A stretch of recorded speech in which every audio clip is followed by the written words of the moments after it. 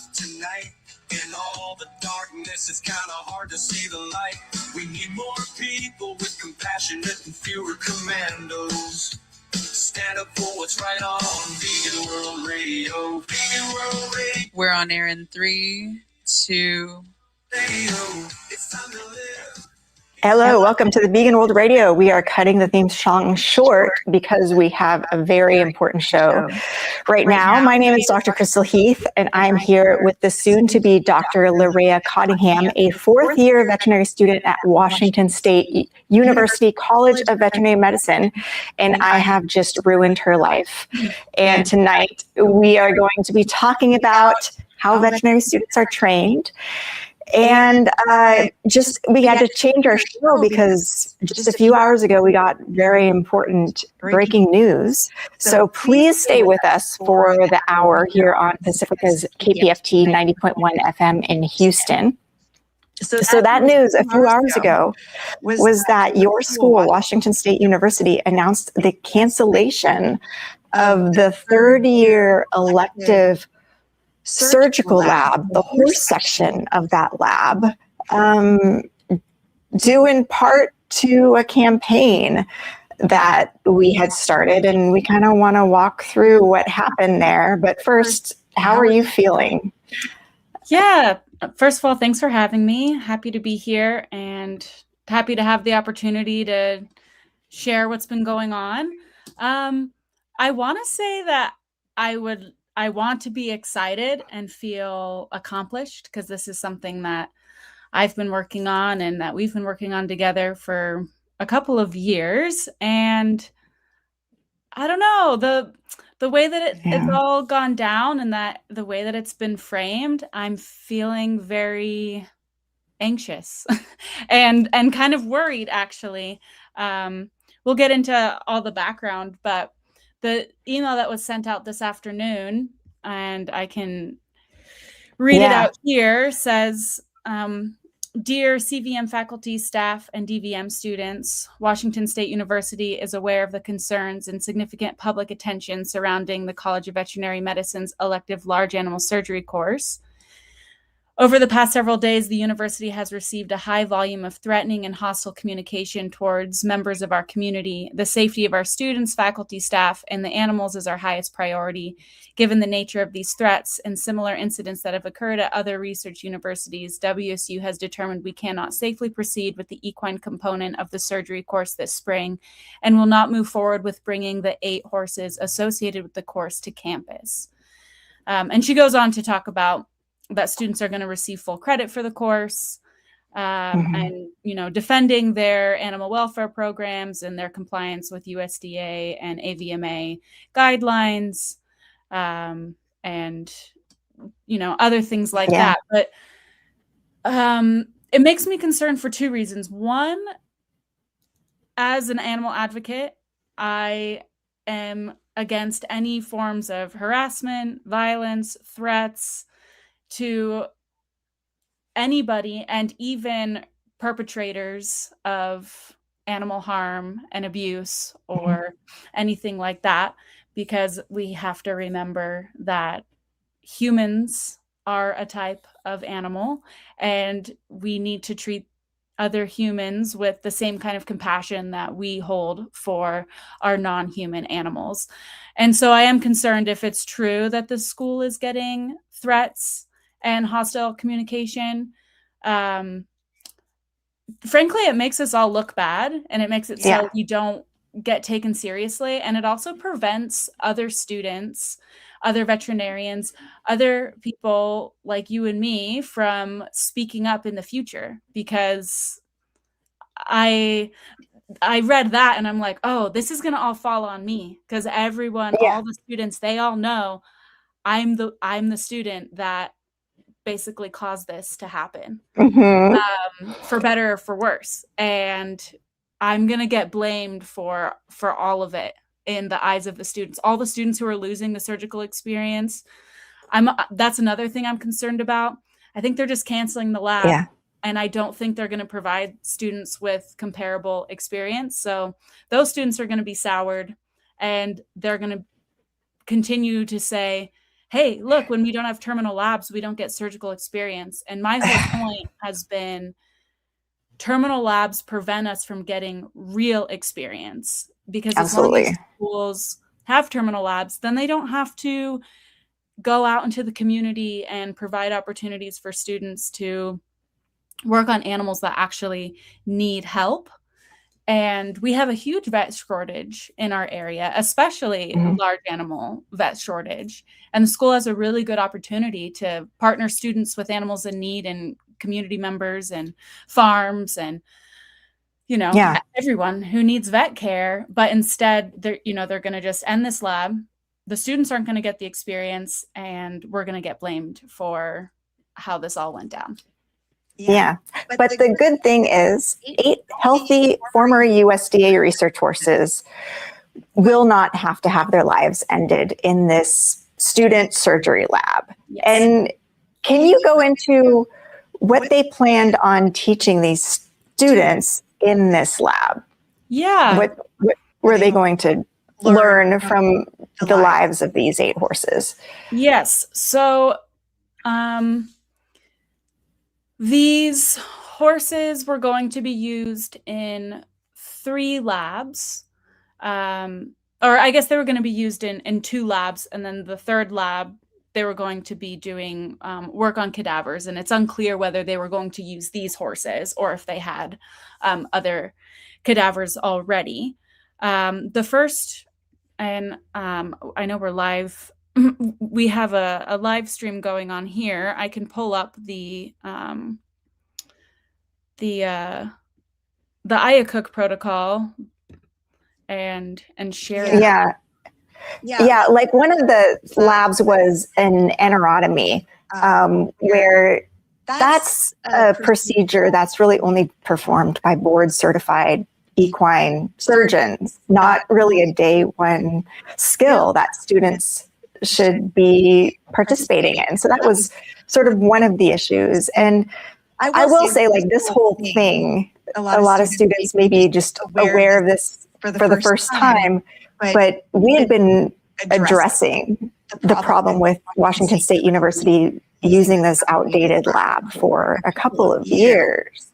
And we have had our, very polite, our honor veterinarians send them emails saying, ma'am, will you please consider, ending this lab that involves killing healthy horses and instead change to a lab where students can learn on horses who actually need surgery and procedures under the guidance of experienced veterinarians. No response. And even you had a lot of delays in trying to figure out the status of these horses, because we were kind of under the understanding that, these are USDA research horses. They're probably infected with some disease. We can't adopt them out. But we didn't know for sure. And it was like, good on you for asking that question. And it finally took you doing a FOIA request, public records request, before they finally answered that question. Can you tell us a little bit about that? Yeah, I think maybe we should go to the beginning, because there's more that I want to say on, the procedures that they were going to do on these horses. But I think for everyone who might not have all the background on this situation, I think we should just start at the beginning. Yeah, let's start at the beginning. So I am now a 4th-year veterinary student, but when I was a 2nd year, we were getting a tour of the facilities, and in that tour, the person giving the tour kind of offhandedly said, and this is where the junior surgery labs happen, and this is where the terminal goat labs for the large animal surgery elective happen. And I just heard that and I was like, what? Terminal labs? Vet schools are still doing that? Like, I thought that was a thing of the past. Like, I was totally surprised that I had gotten through a year and a half of school at this school and didn't know that. I mean, I was on a different campus for my first year, but our first 2 years, but still connected with this school. And I didn't know that this was happening. So actually there were a group of us who were chatting about it, and several of us were planning on taking that elective because we want to do mixed animal and we want, especially equine experience. And we decided to not take it. And so it didn't become a thing because we were just privately, conscientiously objecting to it.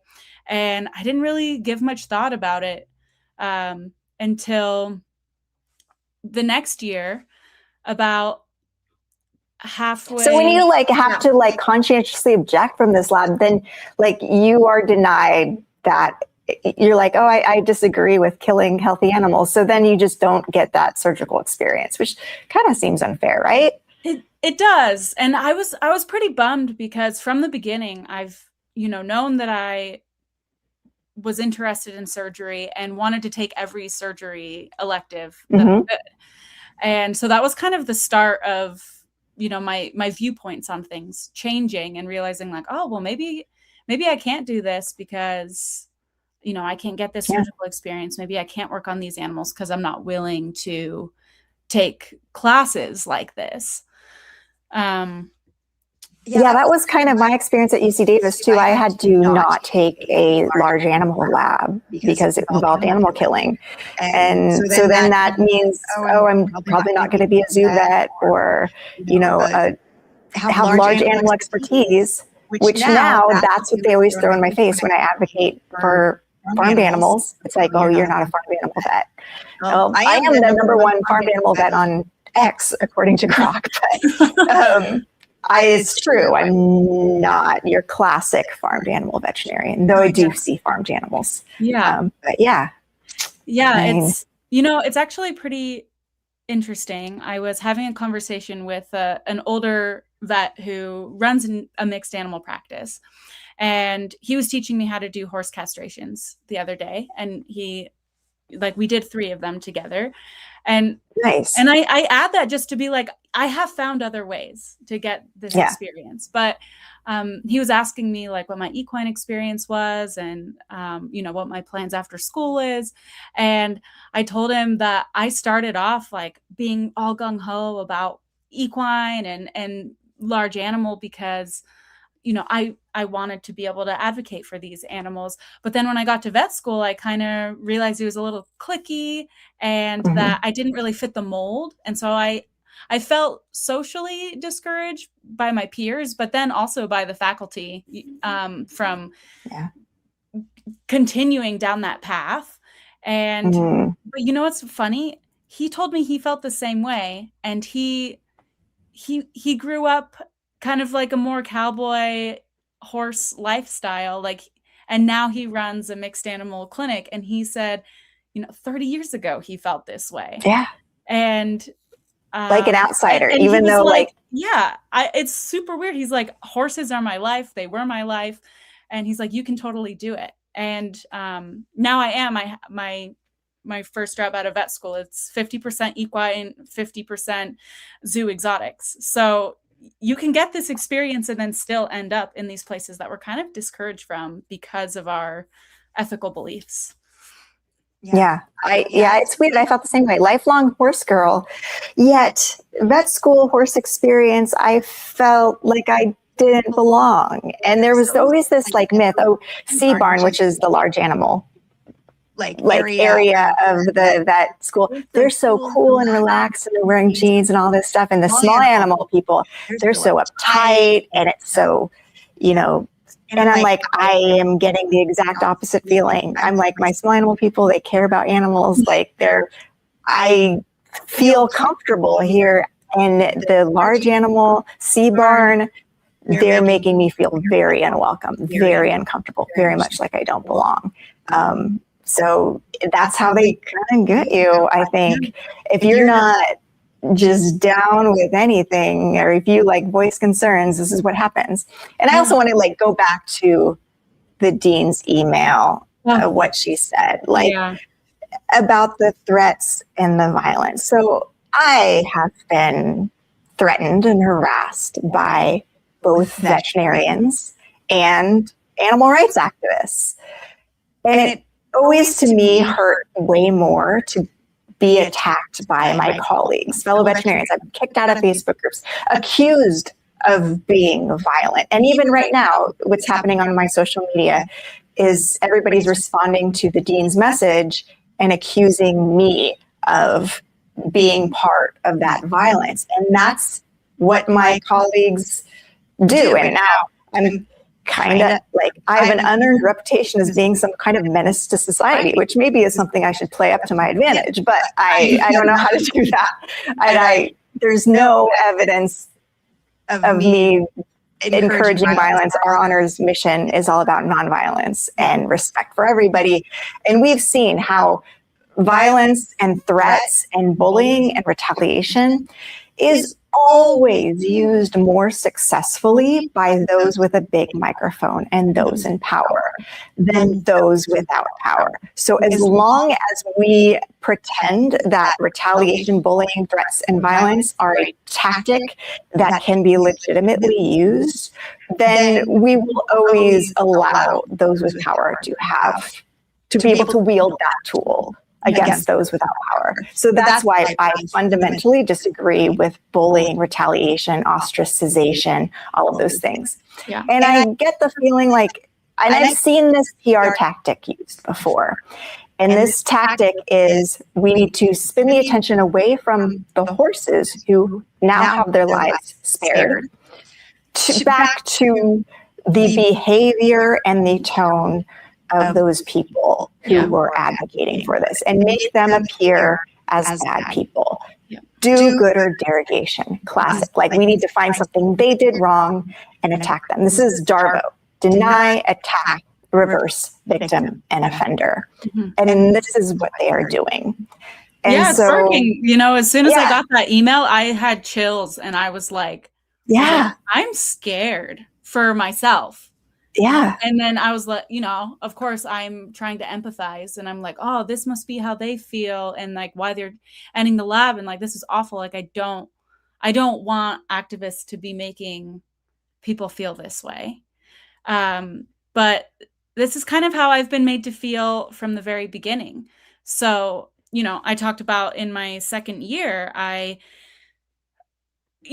first I just conscientiously objected and I just wanted to finish my year, get good grades. Cause kind of like you said, there's this like, oh, if you can't cut it, there's this attitude of like, you know, if you can't hack it, you need to get out. So honestly, my first 2 years of vet school was just really focused on getting good grades, proving that like academically I was worthy being in vet school. And like, so that at least couldn't be weaponized against me to say, oh, well, maybe you're just not cut out to be here.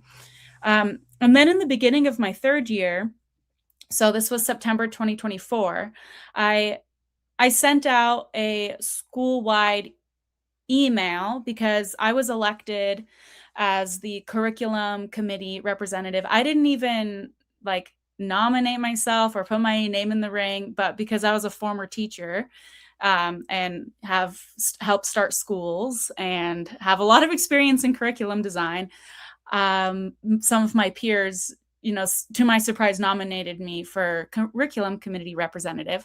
And so I was like, well, I'm going to do something with this. And so I brought the issue of terminal labs up to the curriculum committee. But before I did that, I sent out a school-wide email asking for student input on whether they felt terminal labs were ethical and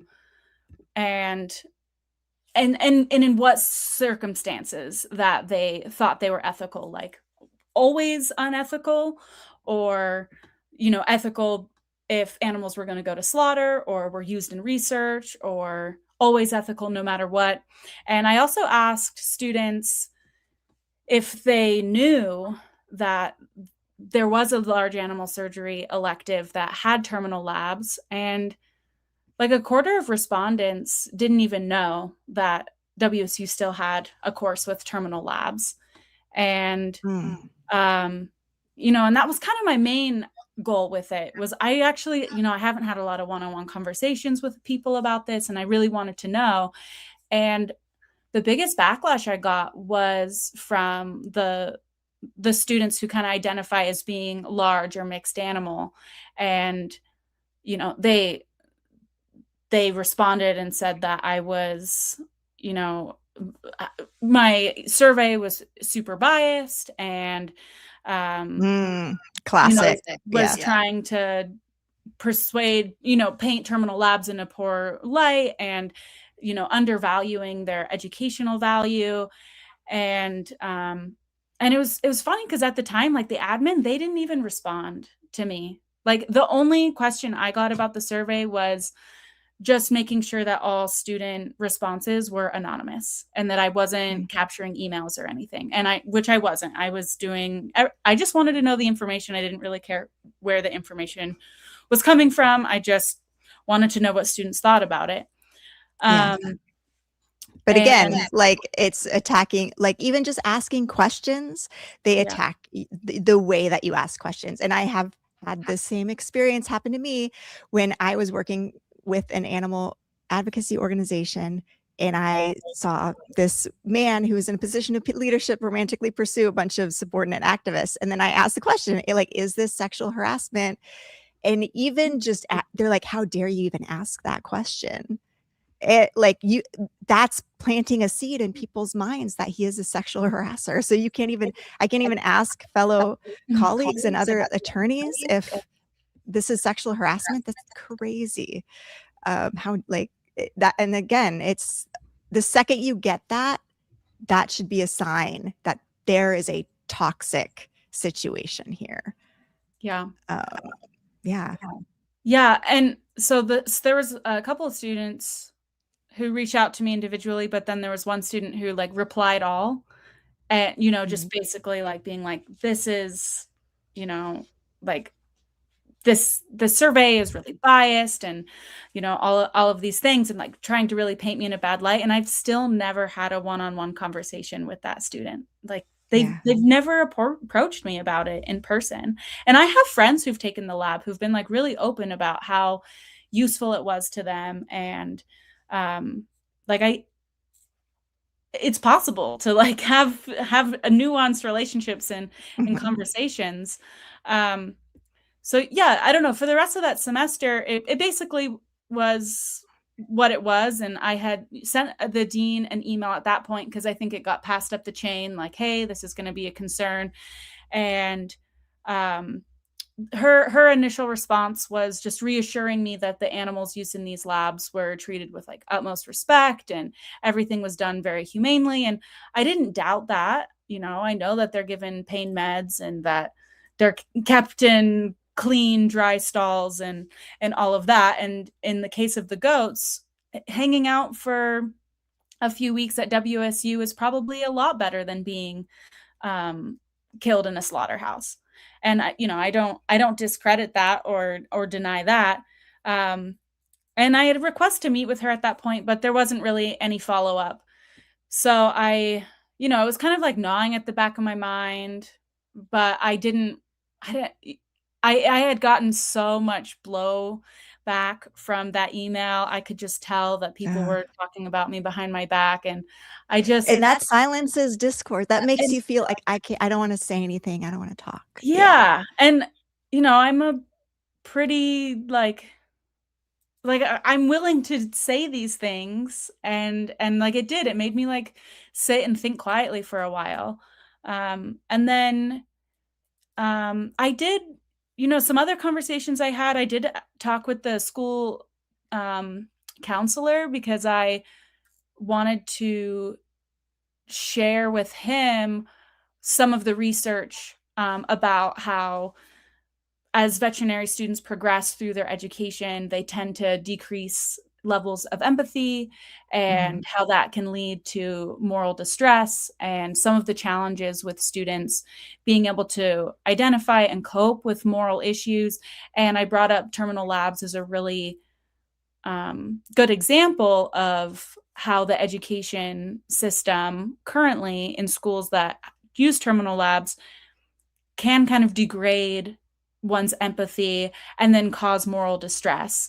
Because I was like, well, maybe we'll go like the softer angle instead of, the curriculum angle.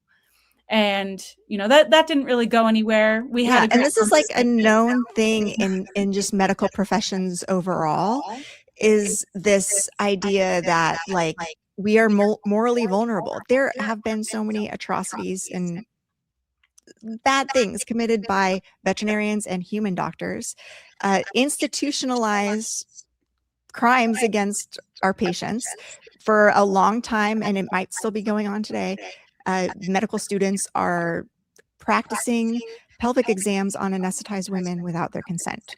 There was just a law passed that they're not allowed to do that, but that was viewed as fine and good. The Willowbrook Institute, where institutionalized children were infected with hepatitis, the whistleblowers were viewed as these hippies, where the people who ran the Willowbrook, this disgusting place for institutionalized children that was just horrendous, bad welfare for these children, purposefully infecting these children with hepatitis, the heads of that institution were viewed as heroes and celebrated. And there are so many instances of that. And we've seen this throughout the veterinary profession too.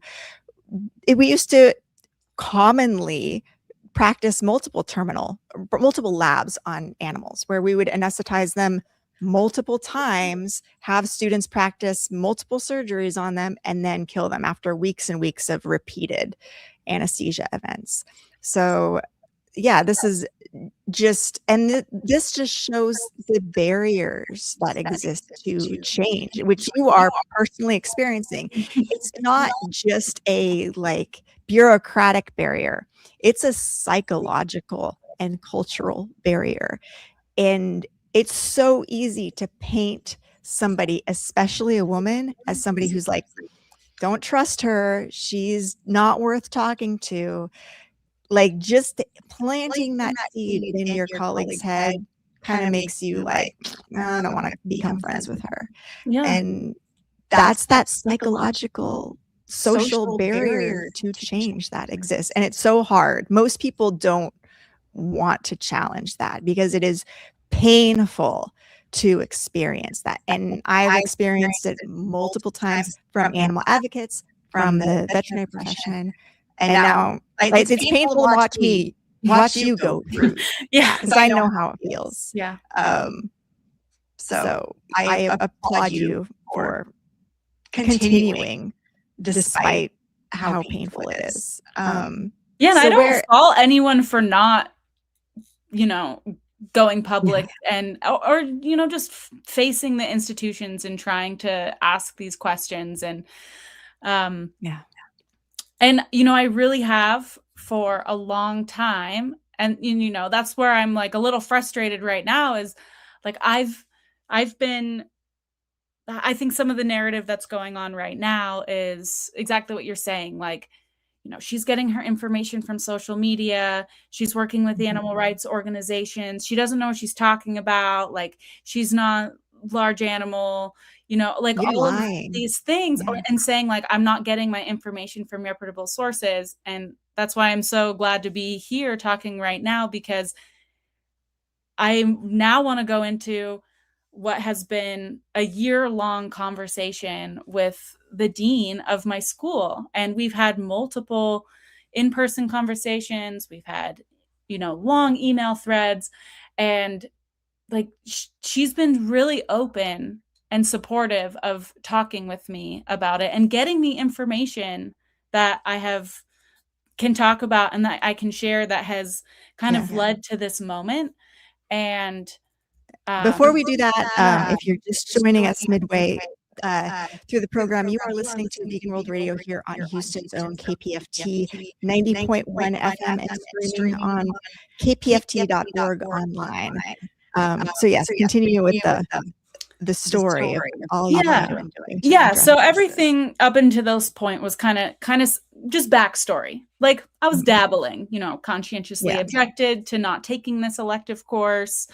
I did a school-wide survey, tried to get the feel for how students would react, was very surprised they did not like I was asking questions and insinuating that terminal labs should end. And I should say there was a number of students who don't want to see terminal labs happen, but they're also the ones who already opted not to take the class.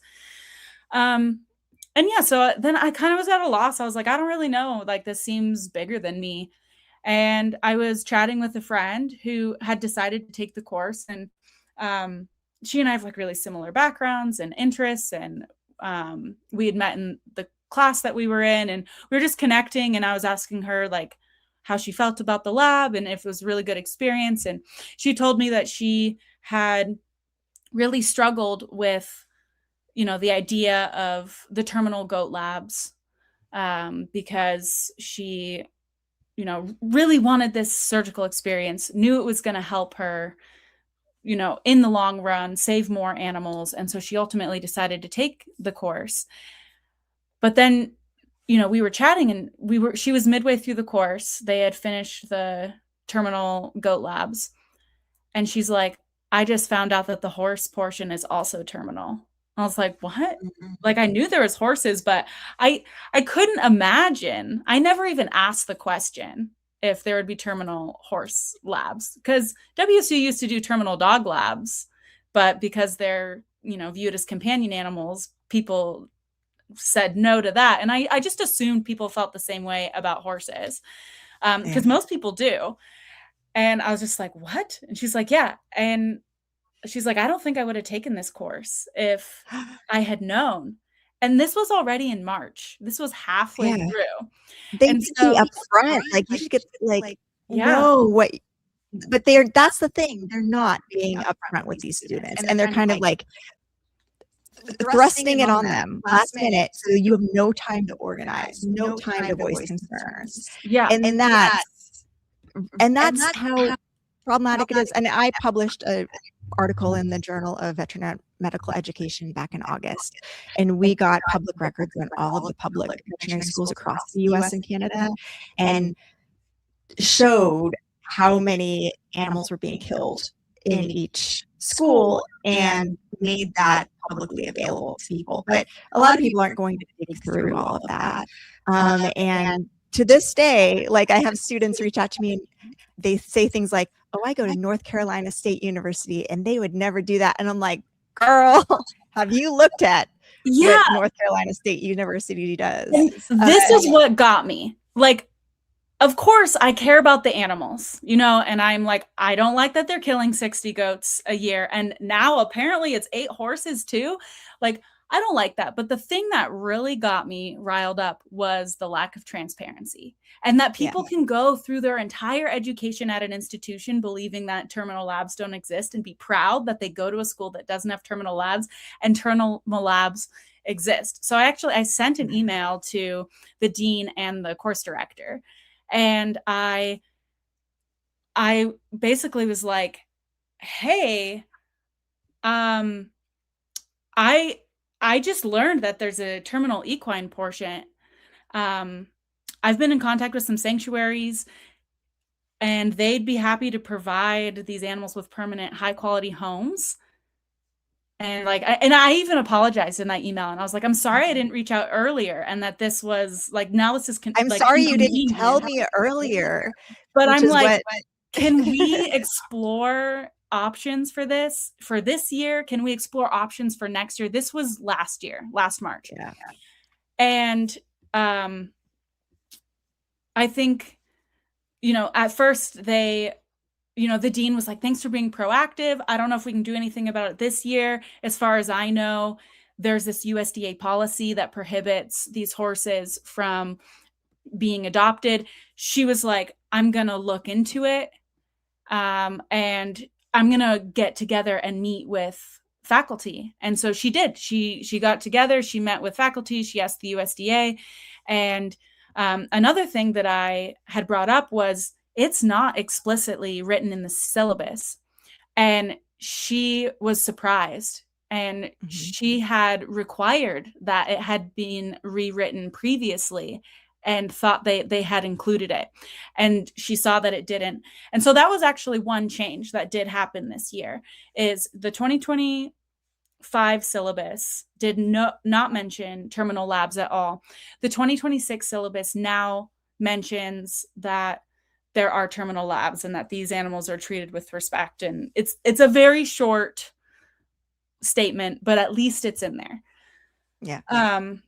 The other thing that, so then, I mean, and that just goes to show there's like a lot of things that just, it seems like there's not an attention to detail here. And like we've seen this with the recent IACUC protocol, that they changed the IACUC, which is the Institutional Animal Care and Use Protocol, which is required for all labs involving animals in universities, vet schools for training.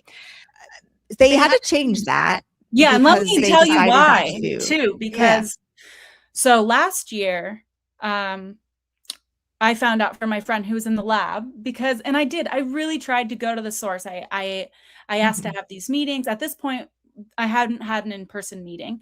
And I, sorry, I kind of lost my train of thought for a second. So they told me that the syllabus would be changed for next year.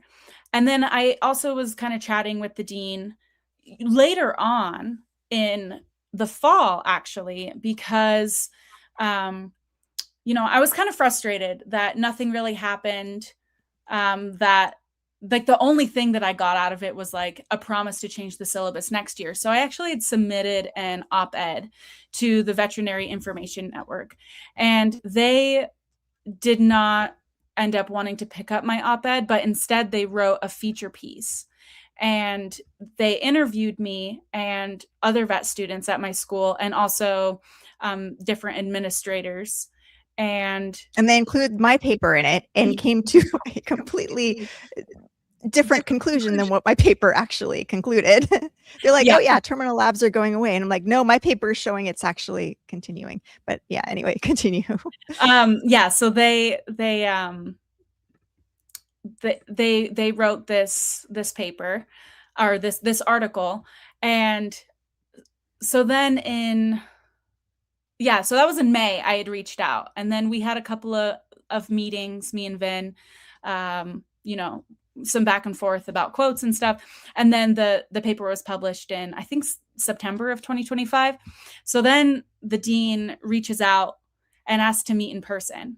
Her email was just like, hey, the Vin article came out today. Would love to chat with you about it. And at first I was like, ooh, I'm in trouble.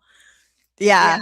And it was totally the opposite. She was like, because the Vin article was very nice to them. It was super balanced. And, she was like, I would say balanced in their favor, not necessarily balanced in an accurate way. For sure. Yeah.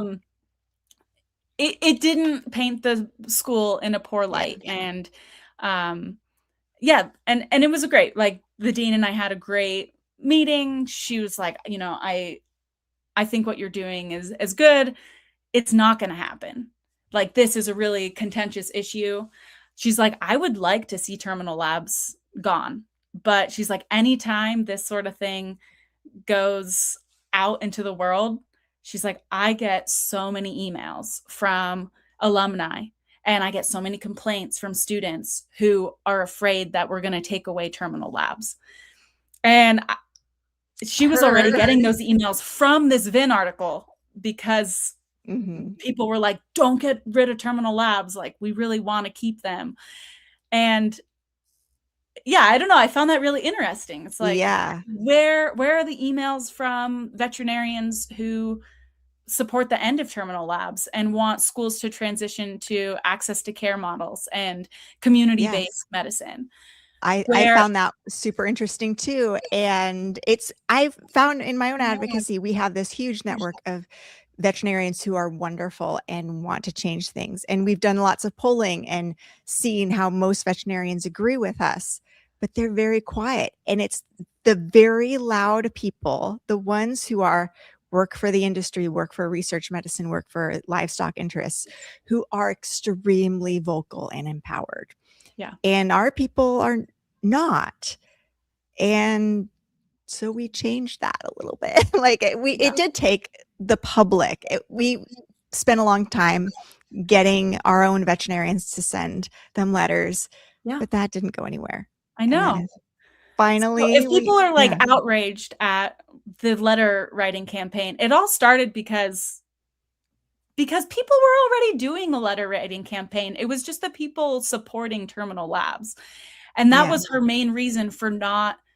I was like, oh, so getting a lot of annoying emails makes you act, or in this case, not act. Interesting. Yeah. And like, I just want to say, I really like Dr. Borgerson. Yeah. She's been really great to me.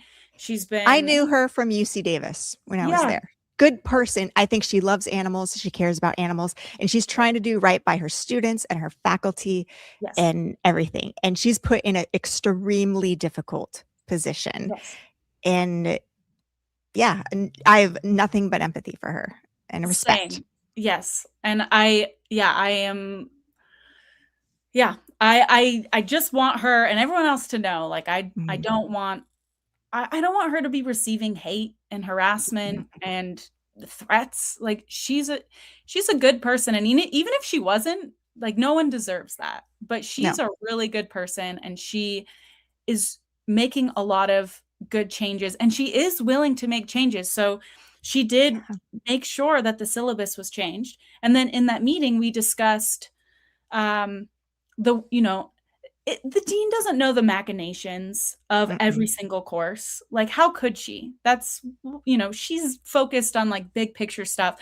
And so I think something that really bothered her and something that really bothered me, and I don't want to put words in her mouth, but something that we had discussed was that last year and in the years before, these horses underwent anesthesia multiple times and had multiple procedures done. So you asked at the beginning of the show, what are the procedures? So in the past, the first one was just anesthesia. And then the horses would wake up and then, live another week. Then they'd go under anesthesia a second time. They would have a tendon surgery and a nerve surgery. They would get woken up, go on to live another week. And then the third week, they would have intestinal surgery. And then they would be euthanized before getting woken up. And like, this is the stuff that we hear about what vet schools like back in the day were doing, what WSU was doing in the, I guess as early or as late as the early 2000s. But I didn't think like this was still happening. And I don't think she did either.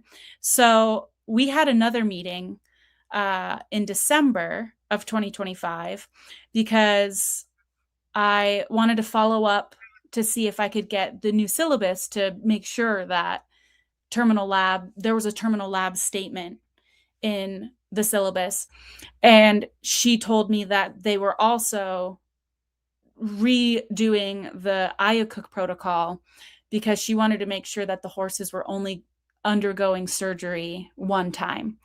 And so this is why the Iacocca protocol got rewritten, was because the dean wanted to improve the welfare of these horses. And so she and the course directors got together, discussed this. And so now in the current protocol, the first lab is anesthesia, no procedure. Horses are woken up. The second lab, and the only other lab, the horses have the tendon, nerve, and intestinal surgery all done in one go. And so she really was, willing to make some kind of change. Yeah. And so that's the backstory is, even before now that these horses are saved, there was progress. It was just slow and catchy. No one really was that interested in it. And And also like that Iacocca protocol did finally change in February, but when we got it, there was some mistakes, like the animals sourced for this lab. It said there was some discordance. It said these are all animals who are purchased who are intended for slaughter in one part. Later down, it says like the horses were sourced from a USDA research lab, but up at the top, when it encompasses all horses and the reason that those animals were chosen, it says that they were all intended for slaughter, which the Iacocca committee saw that and made the decision to allow this lab based on that, which is not necessarily true information, which is kind of a problem and something we tried to leverage as a reason to put a stop to this lab so that we could potentially save these horses. Now discovering that these horses were eligible for adoption, which all along, like, everybody just had been under the assumption that since these were USDA resource horses, they were infected and they couldn't be adopted out. And it took you pressuring them and doing a public records request till they finally let it, like, made it aware to everybody, like, oh, actually these horses aren't infected, they are eligible for adoption, but it's too late to stop the lab. And it's like, hold on, institutional inertia is never a reason to allow an animal to die needlessly. So that's when things really started to ramp up. Like, this is a huge problem. We have this opportunity to stop this and save these horses. Like, let's do this. Yeah, and it's so frustrating, and I am blaming myself for not doing this last year and saving the horses last year. I mean, that's my job, for the record. I'm blaming myself for not doing that. It's and in the whole time, and this is why it really does bum me out that my colleagues and fellow students are saying that I'm spreading misinformation and that I'm getting this information from social media, and I'm getting this information like from our top official in the vet school. Mm-hmm. Like, who else am I supposed to get this information from? And so, and that's why we have to, like, I feel bad. I feel a little guilty putting out these emails and stuff, but these are public emails. We could get these emails through public records requests.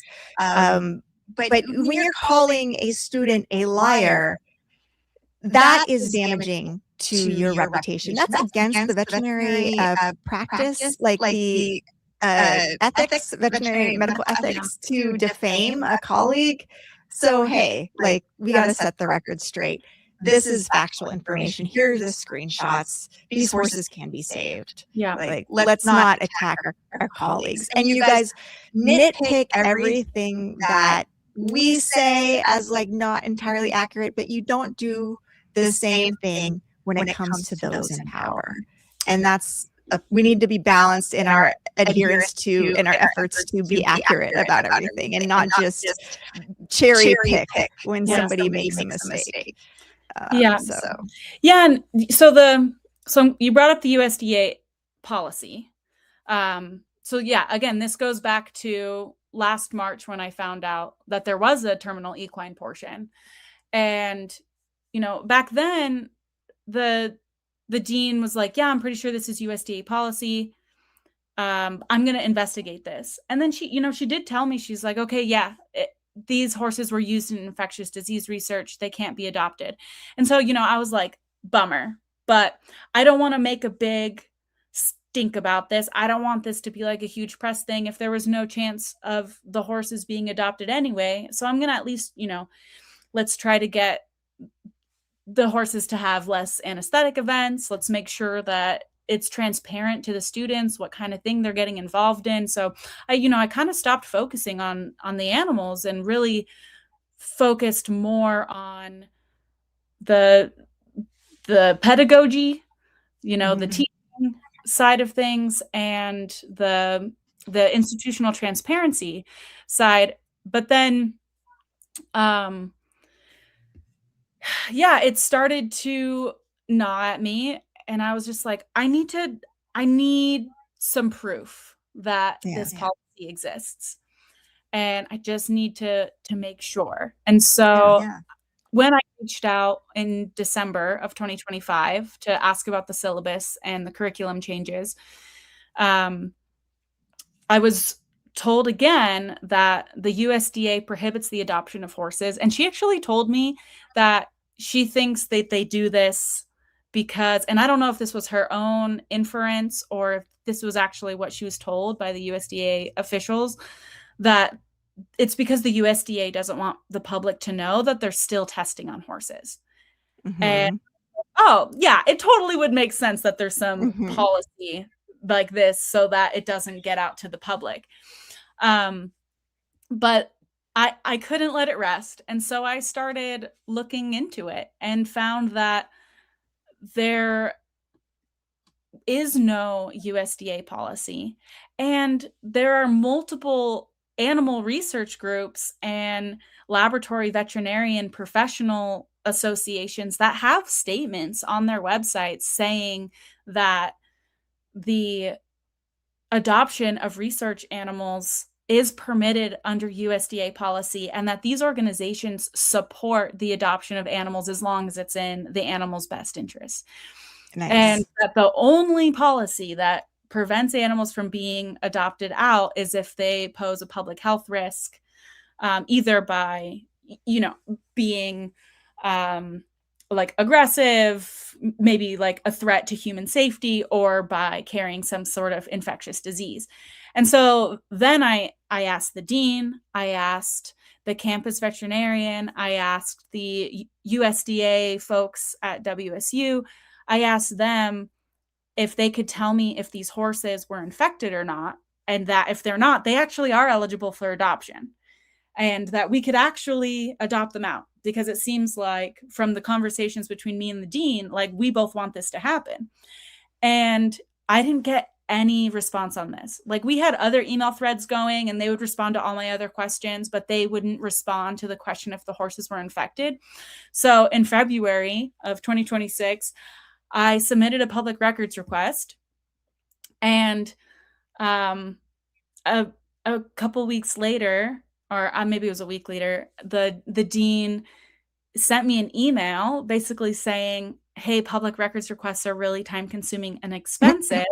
Would you be satisfied with some direct information and like a more narrowed request? And I was like, yeah, I'd love some information. And so just answer my question. Yeah.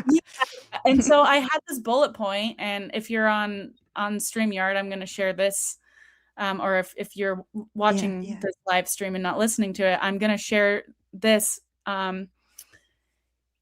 email that she sent, because this has my bullet points of that I had asked for.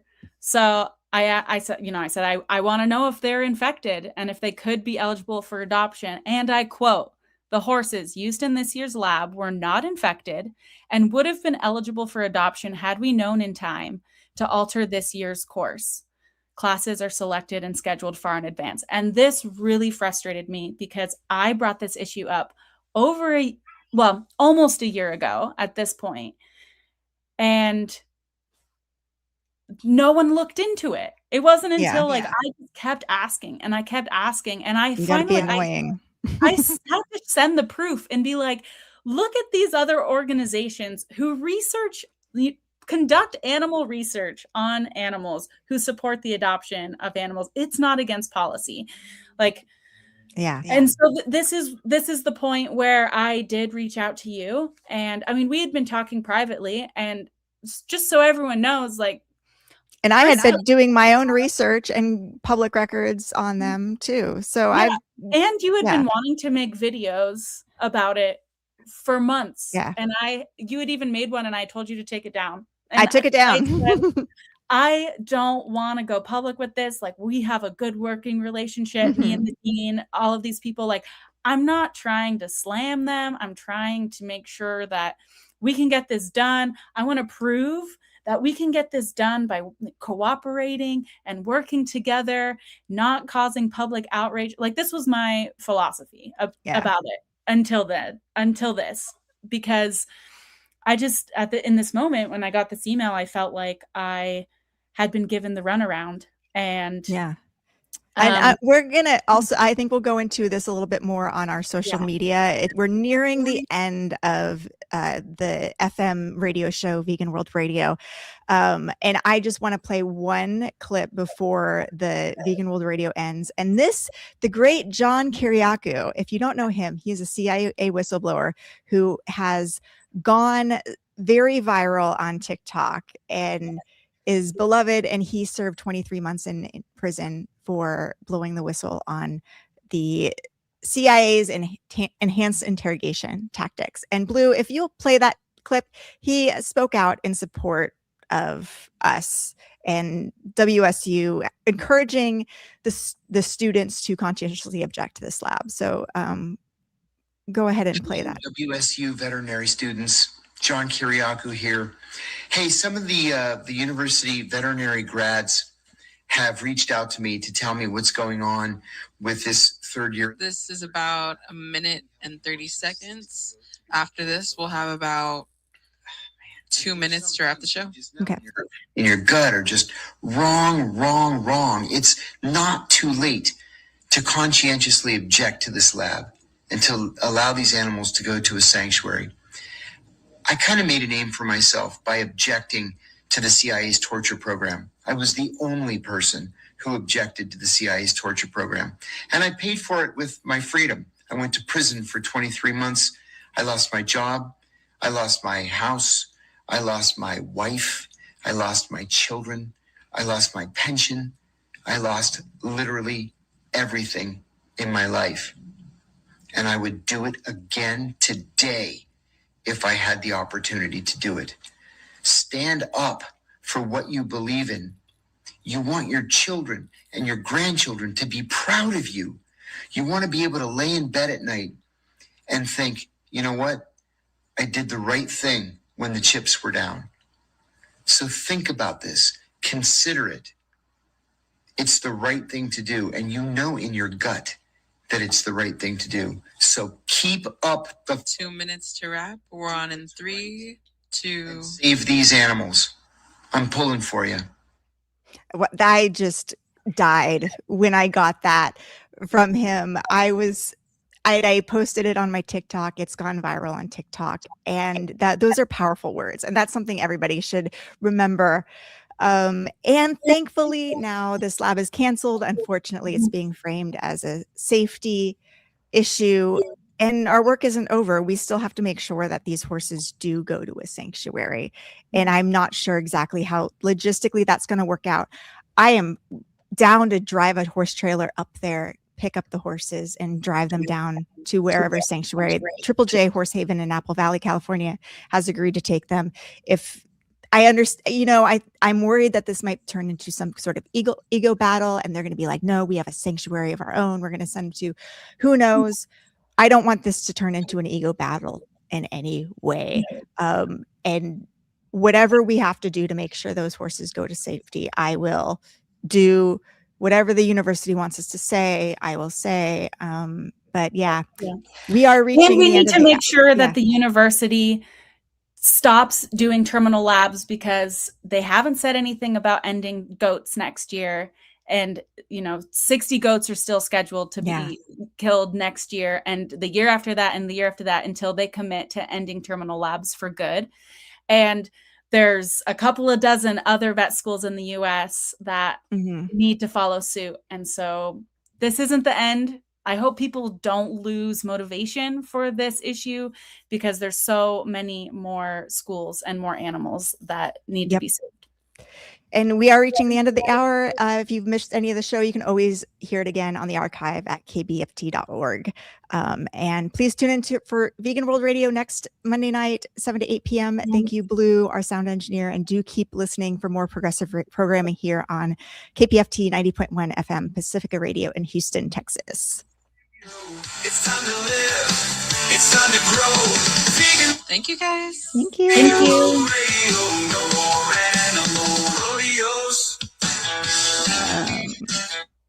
All right, so we're gonna transfer over, and I gotta turn up my sound on the StreamYard. So meet you over there. Now I gotta see if I can figure out.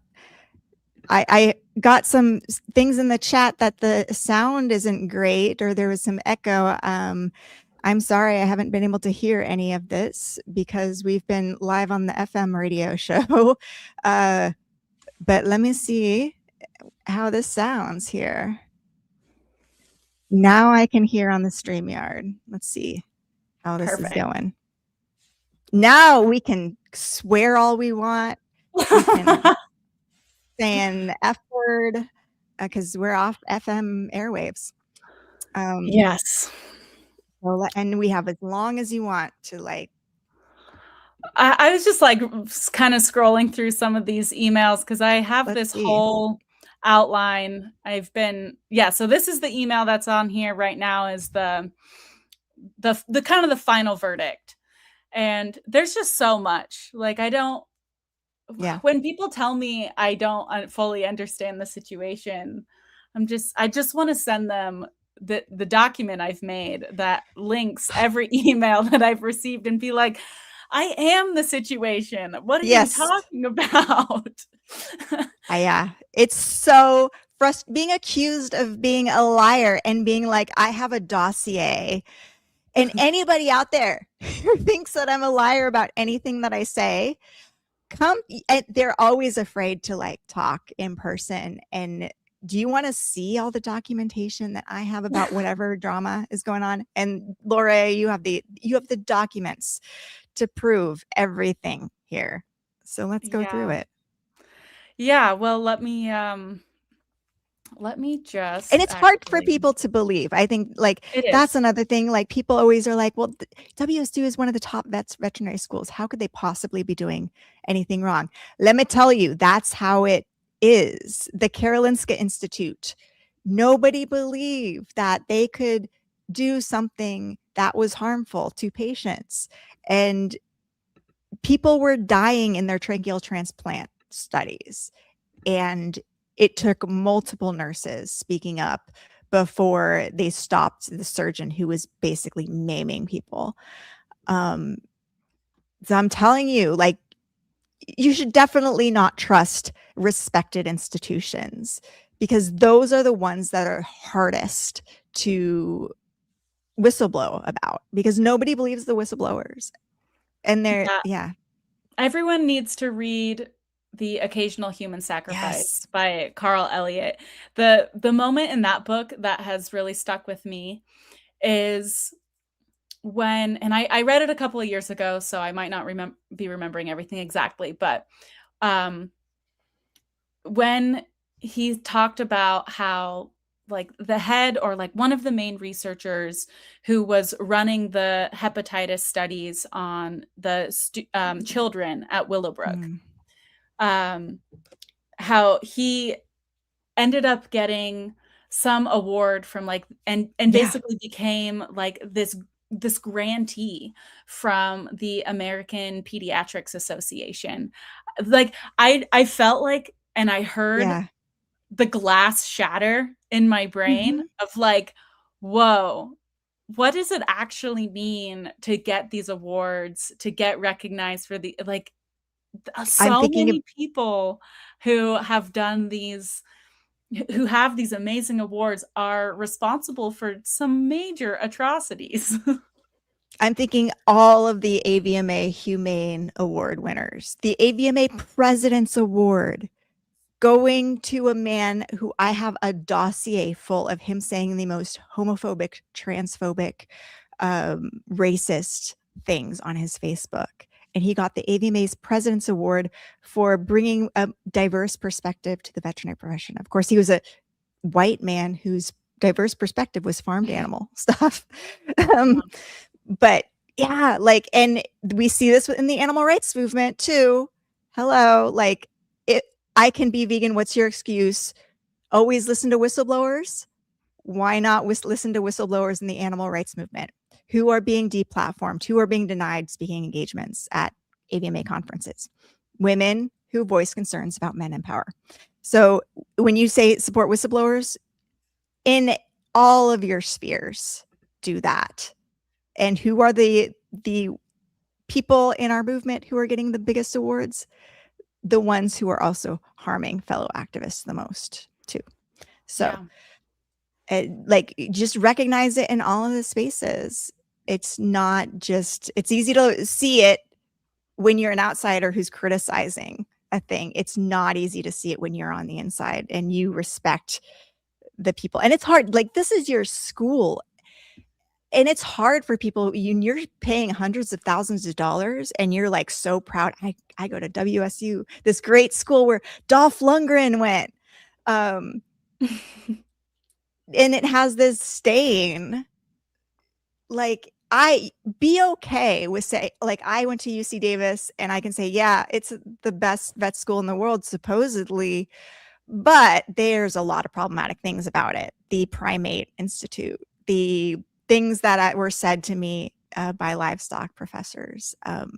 There's a lot of problems at UC Davis currently. They're still doing terminal labs at UC Davis, multiple terminal labs where they're anesthetizing cows multiple times before killing them. And that's what I'd love to do. Anybody who's at UC Davis right now, I want to rescue some of those animals who are going to be killed. There's pigs, there's calves who are going to be killed, and we need to do something about that. So, yeah. All right, what else should we talk about? I can go through all of the comments on my social media if you want, but whatever you want to do. There's a couple of side quests that I want to bring to light because I think some of the messages that I've been getting and what I've been hearing from students is that there's still some doubt on whether these horses would have been adoptable or not. Yeah. And I want to share like some of the emails proving that is true.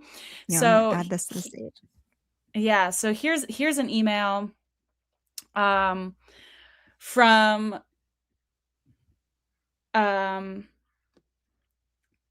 here's an email from, I don't know who this person is, someone who, Dr. Chung, he works at WSU and is like one of the principal investigators at the USDA WSU research office. And so he said, "Dear Dory," and that's the dean, "we could not find USDA policy regulating adoption of horses or other farm animals.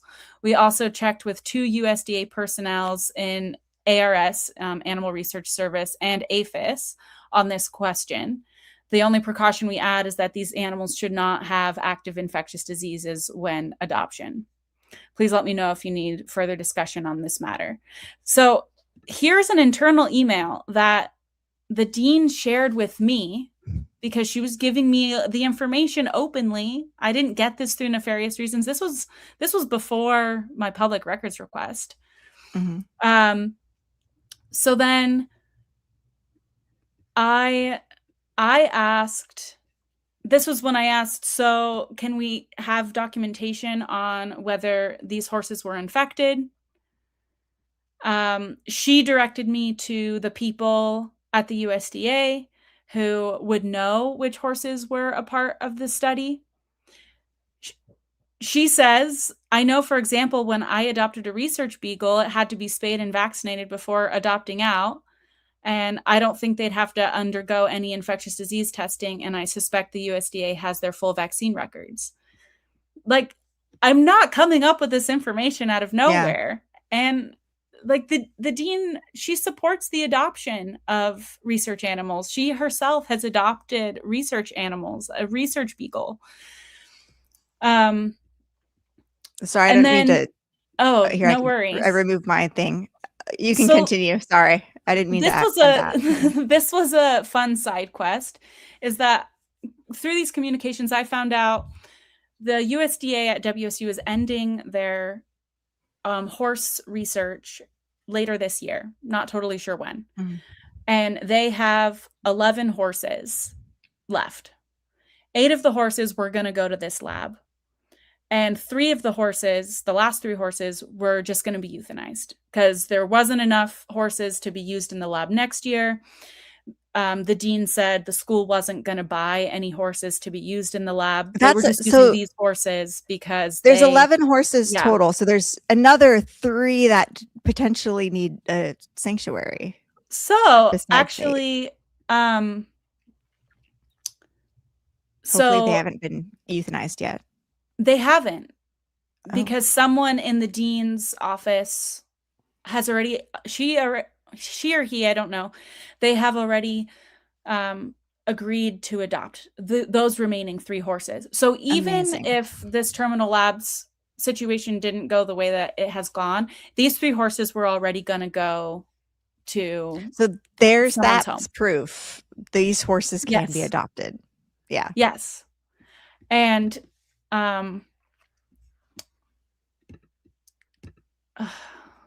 maybe it's, I'm trying to find We have a this one. dossier, people. Like, don't question.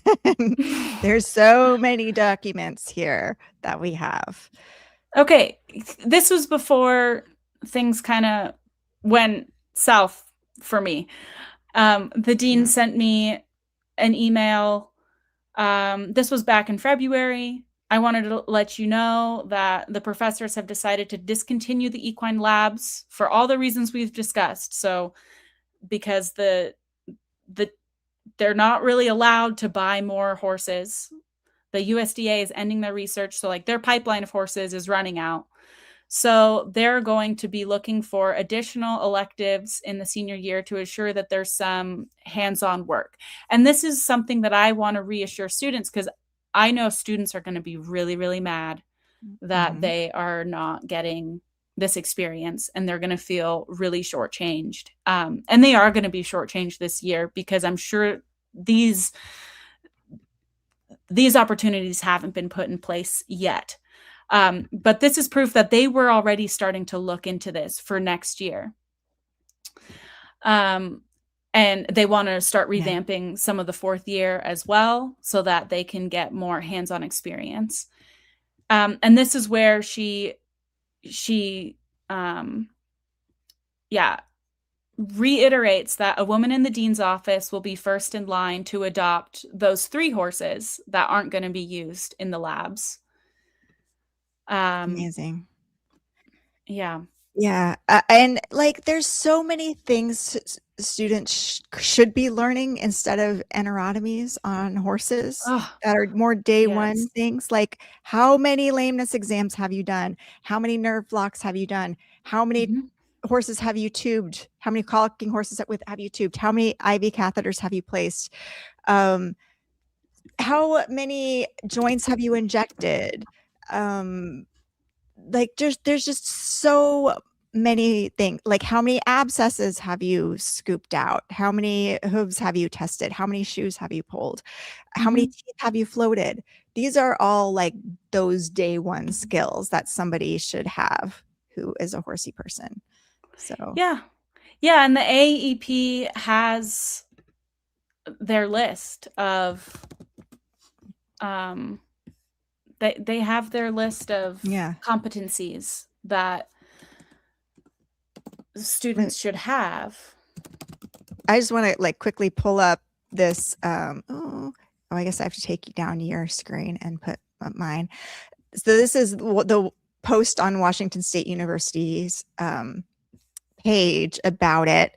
And they again say Washington State University is aware of the concerns and significant public attention surrounding the College of Veterinary Medicine's elective large animal surgery course. Over the past several days, the university has received a high volume of threatening and hostile communications directed towards members of our community. The safety of our students, faculty, staff, and animals is our highest priority.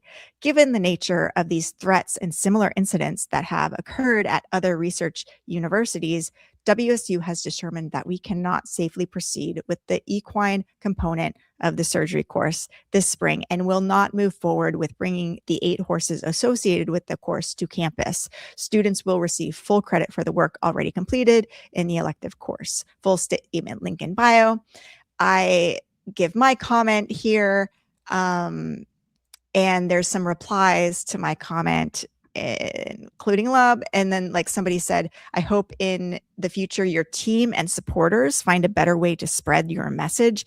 Hate and threats to the students who are trying to learn and the staff that support them are by no means a way to further the veterinary industry. And it's got 19 likes, and that's outrageous, implying that my team and supporters would say such things, when that is not what we're about. We're about nonviolence, and we do not condone violence in any way towards any species, including humans. And I've been arguing with people on social media who are saying that this sort of ridiculous, threatening language is necessary. And we've seen now the conversation isn't about the horses, it's about the tone and the tactics.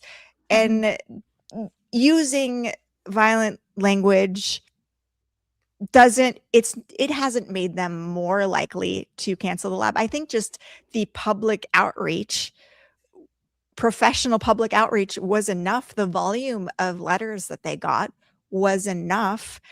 Adding threats to that's doesn't do anything. But, again, I'll say it again. I have received threats from people who are against my support of depopulation using high expansion nitrogen foam and nitrogen gas, animal rights activists saying horrible things to me because I support that as a less cruel method to ventilation shutdown, and people saying I should be against all depopulation. And I'm like, you don't understand the facts. You're being ridiculous. And of course, I've been threatened by the veterinary profession, ostracized from groups,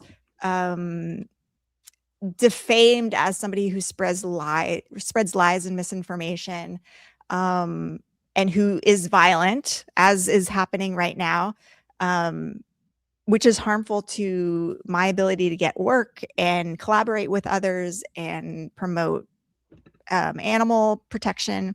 So I've been attacked by animal rights activists, by the veterinary profession, and of course by animal rights activists again for voicing concerns about the manipulation and romantic pursuits of men in power. So yeah, that's what's going on there. Beagle Freedom also made a comment. This person, then we get into all of the people who are saying it's such a missed opportunity for the students. There aren't effective alternatives to practicing large animal surgeries than practicing on a large animal. Technology simulations aren't the same at all. And again, we are saying students need live tissue handling experience on patients who need care under the guidance of experienced veterinarians. And right now, people are shooting their animals in the head because they can't afford veterinary care, because there are no veterinarians going out to see them. And Washington State University, as a publicly funded institution, has a duty to meet the needs of their community. And a lot of the vet students have said, people won't let us work on their animals. They are literally, so you're saying they will shoot their animal in the head true. rather than have students work on their animal? Please. I think as long as it's framed as, hey, like I've had the opportunity as a vet student to work on people's animals with their full consent, with them knowing that I have, not at WSU necessarily, but and even, I take that back. Even that's not true, because we don't get a ton of experience through the teaching hospital. And I think a lot of students are really frustrated by that. But that's because your teaching hospital is set up in a certain way, and it hasn't done enough outreach to the community, and it doesn't have these programs that need to be in place. Like if your schools have, like it's not a new idea. If your school opened up, hey, we are offering free procedures or at-cost procedures to all members of the community, I guarantee you people would be knocking down your door asking students to do procedures on their animals. There's so many. And one person wrote, oh, I'm worried about the horses going to sanctuary. We all know, like, they're just going to be pasture ornaments and not going to get veterinary care. Oh, you're worried that sanctuaries don't offer their animals veterinary care. That sounds like a population that the students could be serving. Like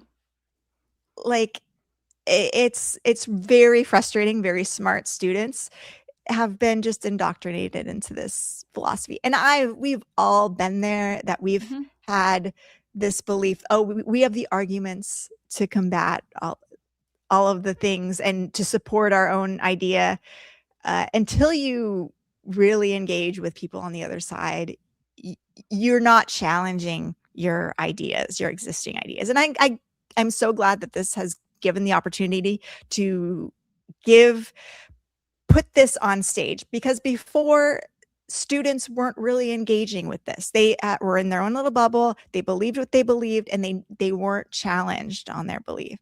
And now this has forced them to see the other side of the argument, that, hey, these terminal labs aren't actually necessary, and they're being denied good access to stuff. So yeah, and I've seen comments from just kind of the general public that have been like, why can't students learn, or why can't students, do procedures on animals who need them? I, have a big complaint right now with WSU is that our large animal and ag animal program is pretty much shut down because we've lost the faculty to support that program. And I don't know where they are in hiring new faculty. But like, I saw a comment where someone had said, I tried to get my animals to go to WSU, and like talking about their large animals. I don't know exactly what species, but like they were denied access to care, and they were frustrated because they wanted care. They would have been happy for students to provide the care. And, we're not asking schools to be negligent and just let students go free rein treating animals, without supervision, but there is an opportunity to be helping people who really have no other options, especially when our community has to now go elsewhere. They can't go to WSU to have their goats treated, to have their cows treated, to have their sheep treated, to have their pigs treated. It's not really an option right now for them, but the school is still investing money in. I was told by one, and I don't have in an email, and I don't have the numbers for, but I was told by a faculty member who I was chatting with, who knows a bit about the lab, and said, yeah, this lab is pretty expensive. It's one of the more expensive electives to run because you have to buy the animals, you have to house the animals, you have to feed them. It's a whole thing. It's like, wow, we could probably be spending this money trying to create some of these programs. Just the anesthesia cost on a horse, in the suture material being used, and all of the sterile equipment to be used to do surgery on these horses. And the school could at least recoup some of those costs by providing these services low cost. And then they could probably get grants and things for these types of programs because they would be performing a community service. So I just want the message that I'm trying to spread to be, I'm not trying to take away your surgical experience. I'm trying to get us all more surgical experience, and surgical experience in that supports our community, that helps animals, and is a little bit less ethically dubious as terminal labs, because we've already drawn the line with dogs and cats. No one thinks we should be doing this on dogs and cats. So I'm not sure where. Yeah, but there are still some schools that do it on dogs and cats, though. Like North Carolina State University still has a problematic resident training lab that involves dogs. Purdue University does too. They purchase their dogs from Marshall Bioresources. And Montreal, University of Montreal does as well. And a lot of the, what's it called? Oh God, I'm blanking on but the common wet labs that veterinarians do for CE courses in dentistry. If you ever do one of these wet labs and it's a young beagle, those beagles come from Marshall Farms. And you should be demanding that they change the way that they source their animals. I'm just going on Beagle Freedom Project. Beagle Freedom Project has 1 million followers. And I think this was one of the huge reasons why they got such an outpouring of letters, was because of their posts and campaign here. But there's a lot of things. I went on there and I was replying, and I guess Beagle Freedom Project has what's it called? A filter where they don't allow for links, and all of my stuff includes links. So they had to go back and allow some of my posts to be seen. But a lot of people are like, post your sources. Don't send your 1 million followers after a public university unless you have proof that this is happening. Of course, Beagle Freedom Project is a legitimate organization. They are and they're run by attorneys. Like, they're not going to post something defamatory unless they have proof of it. So, and you can guarantee, like, even PETA, they have a team of attorneys. The stuff that they post is accurate. It might not be framed in a way that you like, but it is there. It all has some proof behind it. Yeah, and I want to remind people that, it might be costly and very time consuming, and it might take a long time to get the information, but all this information is public record because WSU and all of the other universities that we were talking about, except for the private ones, they are public institutions. And so you can get these emails, they might be redacted, so they don't have my name or other students' names or, trying to protect people, but nothing that I've shared is a secret that shouldn't be shared. Everything that I've shared, the emails that I've shared, I have only shared things that could be accessed that either have my name on them and I'm willingly sharing that information, or could be accessed through public record. I haven't shared the emails that I've gotten, I haven't publicly shared the emails from other students. I don't want we would never other do that. students' information out there. I haven't gotten the Discord. I haven't shared the Discord messages that where people are talking bad about me. I haven't shared those publicly. Like, I'm not trying to defend myself against these things. I'm not trying to, and I'm definitely not trying to attack any individual. If you have been listening for the last hour, like, I'm really defensive of the dean. I think that, I have a lot of empathy for the situation that she's been in. And part of the reason she's in this situation is because she's been so forthcoming and cooperative and like professional and willing to talk about this. And she really does care about animal welfare. And she really does care about the students and trying to make our curriculum better. And so that's why I just keep coming back to, I really hope that the school is blowing it out of proportion, that there's harassment and threats.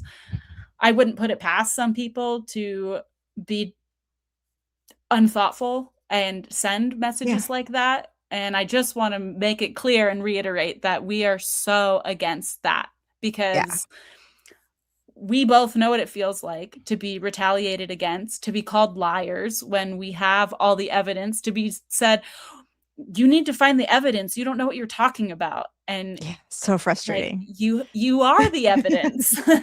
And so, I just can't even after I enough. published my paper in the Journal of Veterinary Medical Education, people called my paper full of false information. And I'm like, take it up with the editors of the journal. What can I tell you? Like, this is peer reviewed, and it went through a huge peer review process, very in depth. So like, it's so frustrating to see this. Here's one person says, well, medical research on live animals can be performed humanely or can be cruel. Vet schools do use animals for teaching veterinary curriculum, diseases, and injury research, the results of which we with pets all appreciate when our own animals are saved. I'd like to know where the Beagle Freedom Project would intend to hold 8 horses and 60 goats in a sanctuary. Well, we have one.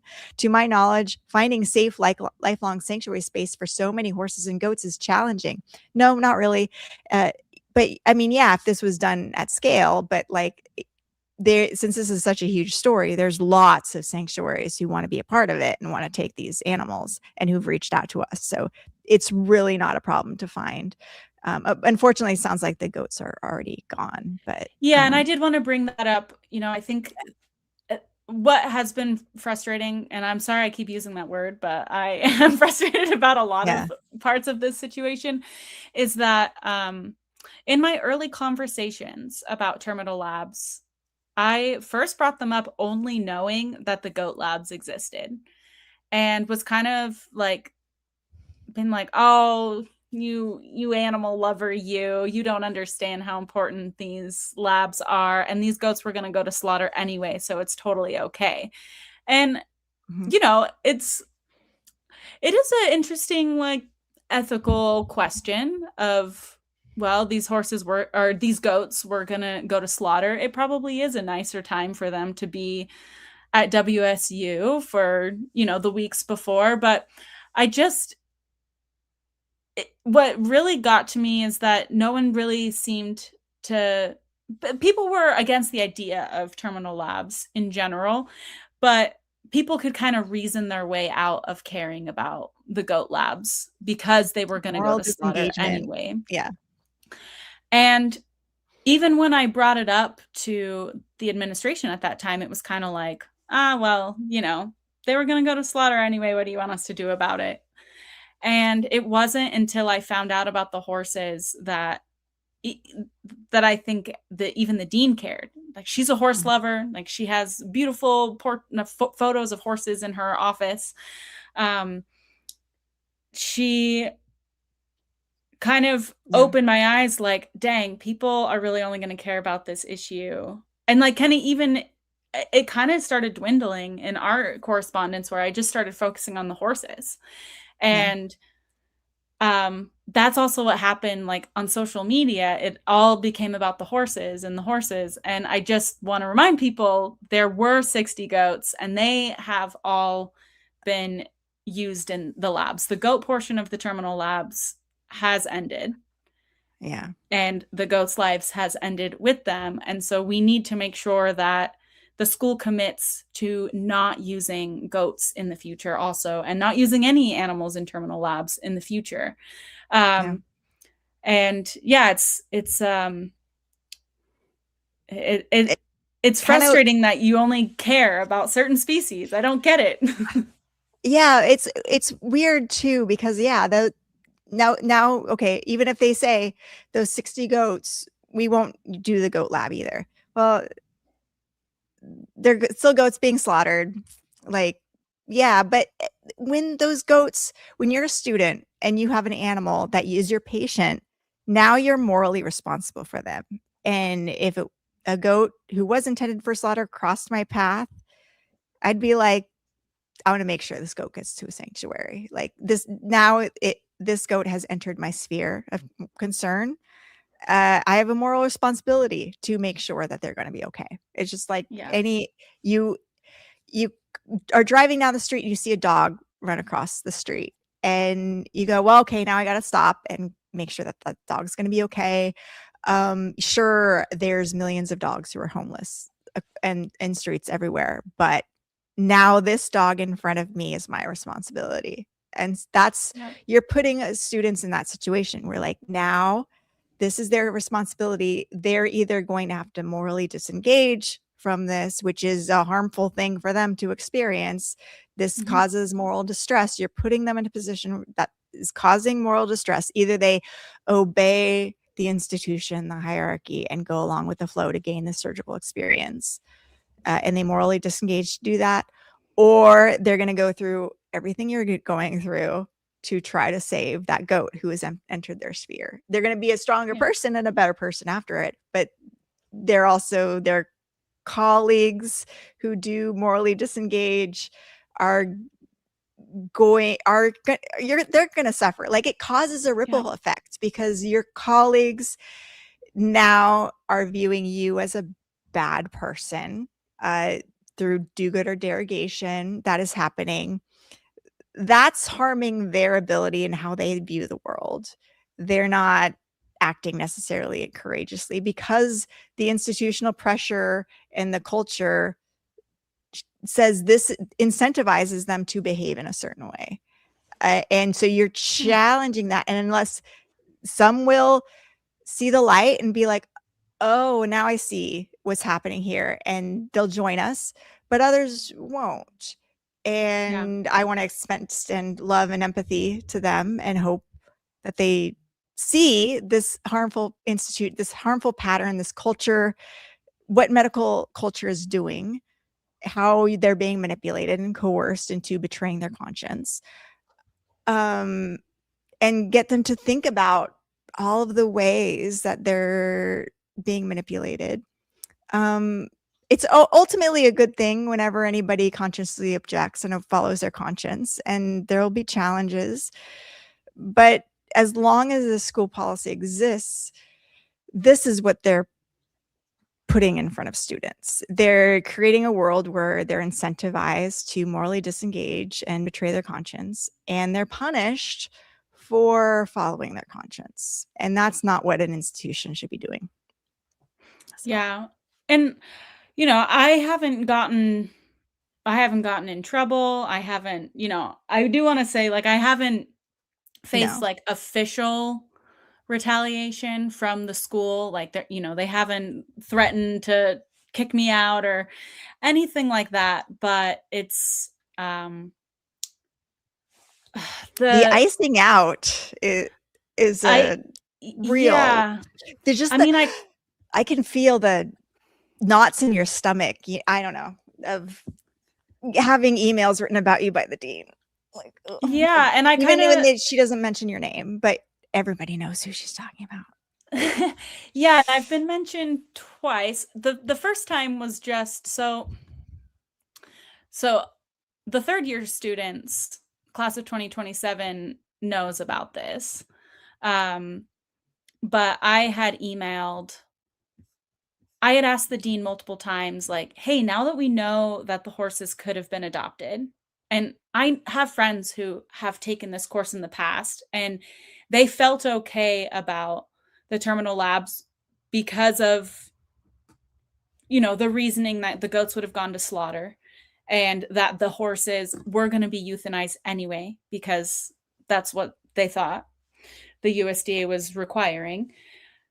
It just seemed like a totally different choice that students had to make of, oh, actually, these horses don't have to be euthanized. And I felt like the school had a moral obligation to inform students that, and they didn't, not even to make a big deal about it, just to be like, hey, for full transparency's sake, we recently learned that these horses, we used to believe that they had to be euthanized because of USDA policy. We just learned that policy doesn't exist. And we just want you to know so you have all the information before going in. That was kind of all I was asking for. Mm-hmm. And again, it was one of those situations like when I was asking if the horses were infected, where that question just kept not getting answered. And so we would talk about something else in the email, some other point. And then I'd circle back and be like, but are you going to tell the students? Mm. And so, I gave it a few days. Mm-hmm. I remember telling you this and, being like, we'll just hang on. I'll give her till Monday. Okay. I'll give her till Tuesday to get back to me or to say something to the students. And then I ended up sending an email to the third year students. And if I could have only sent it to the students in the lab, I would have, but I didn't have that class list. So I sent it to the whole third year class because I had that class list. And I said in the email that and you can share this if you want, but I basically said that I am sharing some information that you have a right to know before participating in the upcoming equine labs. And I explained that for years there'd been an assumption that they had to be euthanized, but that this information wasn't accurate and it wasn't founded in any USDA or WSU policy.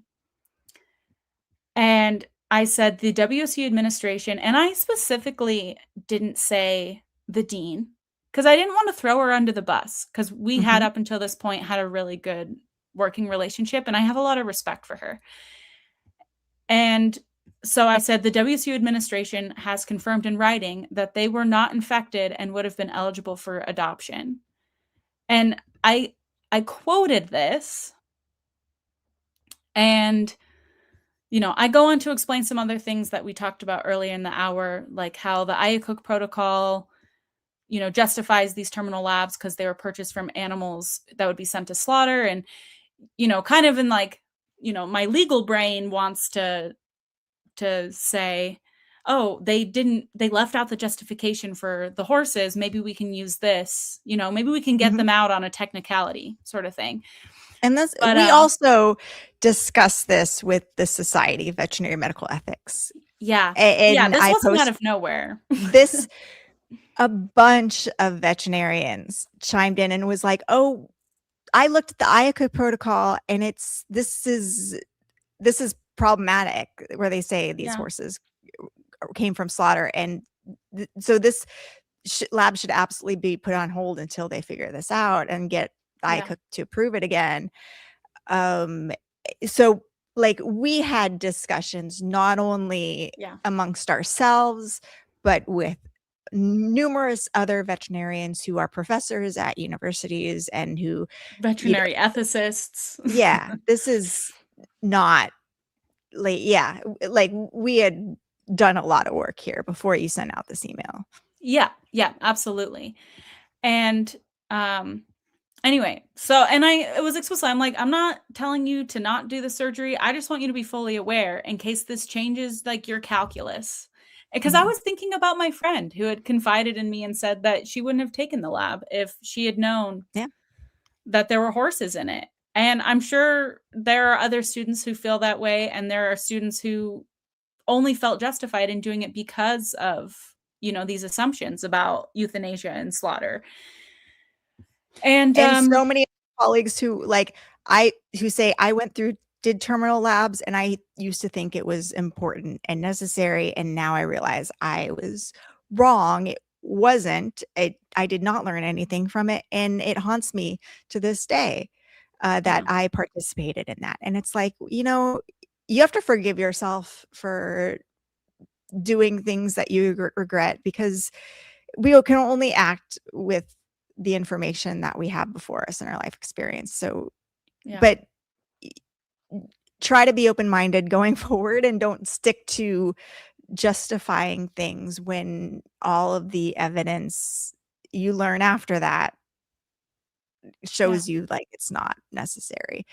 And I think we're really like, there are some vets who are like, I absolutely regret participating in terminal labs. I wish I was a conscientious objector. I knew it was wrong at the time, and I just didn't have the guts to conscientiously object. And that makes me feel bad about myself. I mean, there's stuff that I've done in the first couple of years that I think back to my very first year. We had a large animal handling lab where we had sheep and we were like electroejaculating these rams. And it was like the beginning. And like I said earlier, I was really worried about just proving that to be taken seriously as you don't want to be some sissy vegan who is just queasy and wimpy and and so like I helped restrain these sheep, helped put them in the squeeze tip table, and I was like thinking about it, and I was like trying to I was just like, man, because there were some classmates who were like, I don't want any part of this, and they just like stood in the back, and I kind of wanted to prove myself as like, I am mixed animal. I don't like the way these animals are being treated, but I want to prove that I can like participate in like these kinds of activities. And I totally regret it. I regret not speaking up then and raising concerns of like, I did not think that handling was compassionate or appropriate. And I had looked into some of the animal testing that goes on at Utah State University, because that's where I did my first 2 years of vet school. And I wish that back then I had said more and done more. And even with the horse labs, I wish that I had pushed the USDA policy issue last year, because maybe this whole thing wouldn't have blown up. And, we could have, like the dean said, done something about it had we known about it sooner. And it's like, I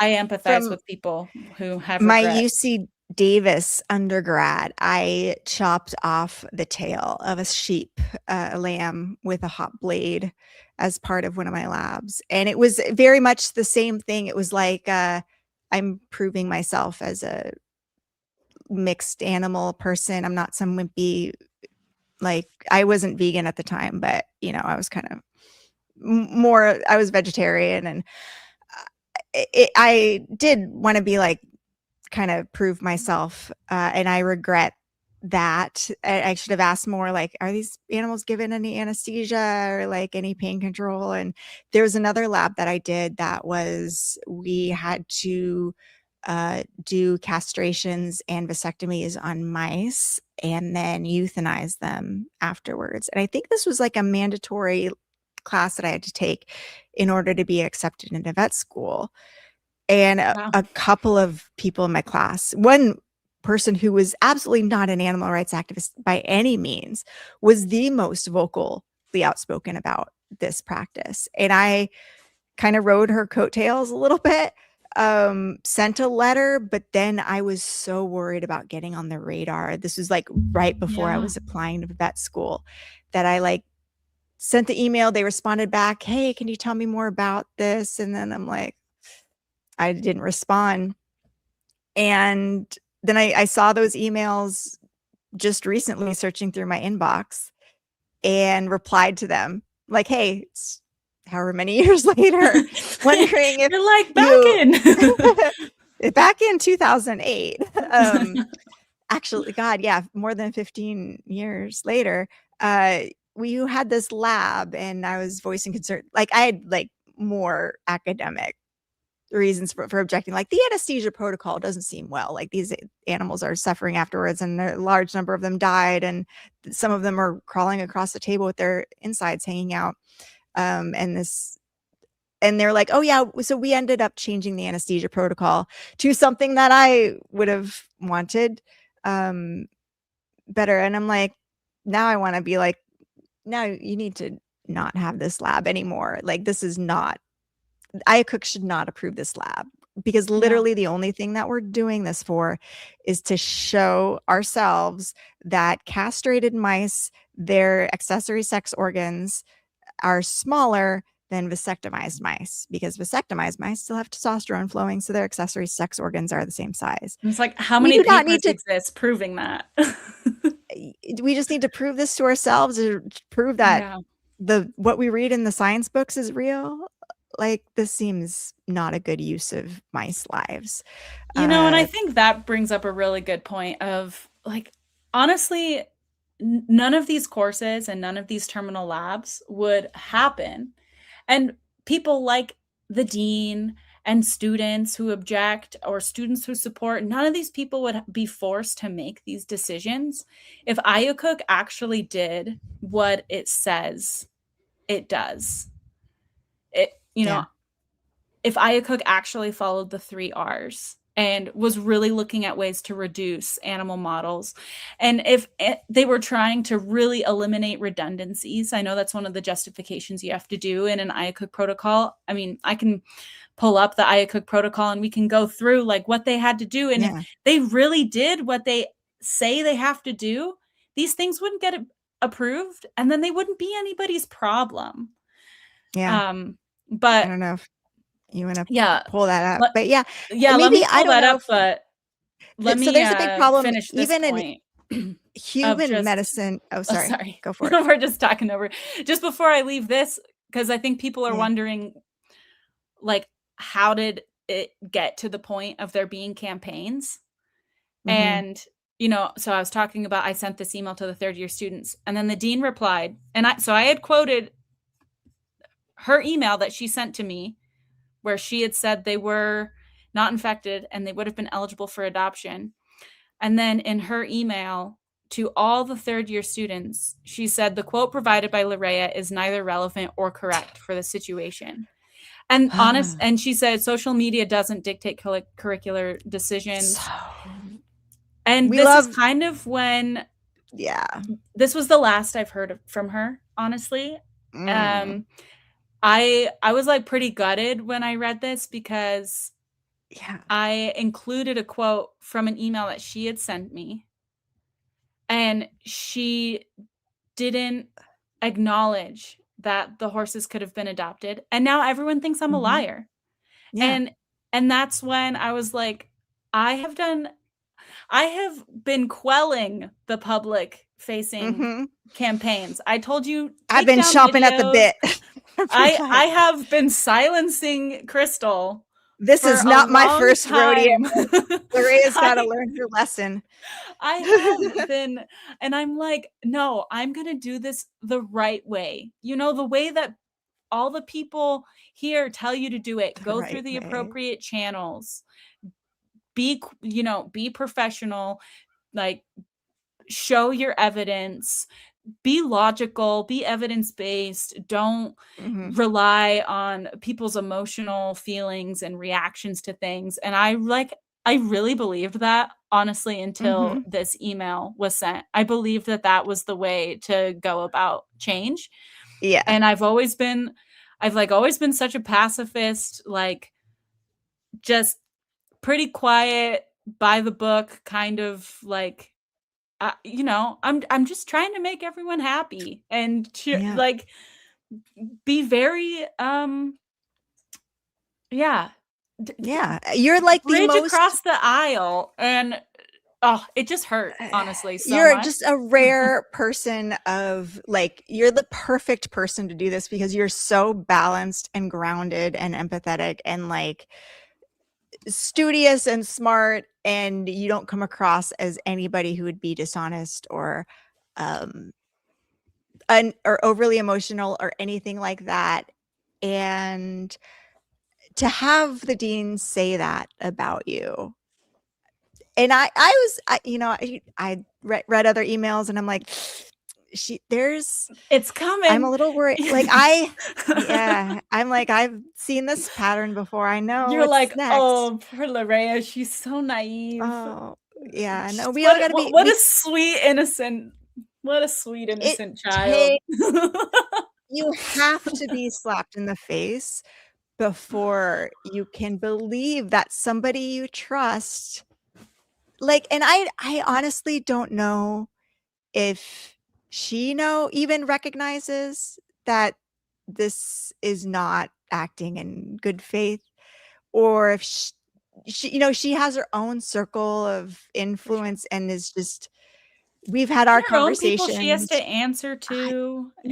And it's she decided that this is a good way to respond to this, and maybe it came out of a little bit of an emotion and feeling, who knows, attacked or whatever, little defensiveness. But again, we totally respect the dean, and we realized she was put in a hard position, but that was not good to do to your student, to like, and not empathizing with the social professional backlash she would face for having the dean say something like that about her. And you can say like, oh, well, you were added, you were the person who was being attacked. It wasn't like some fourth year student, like her other emails said. Like, and this wasn't to the whole school. This was to the entire class of 2027, the class below me. And I mean, she did, in another email, she did admit,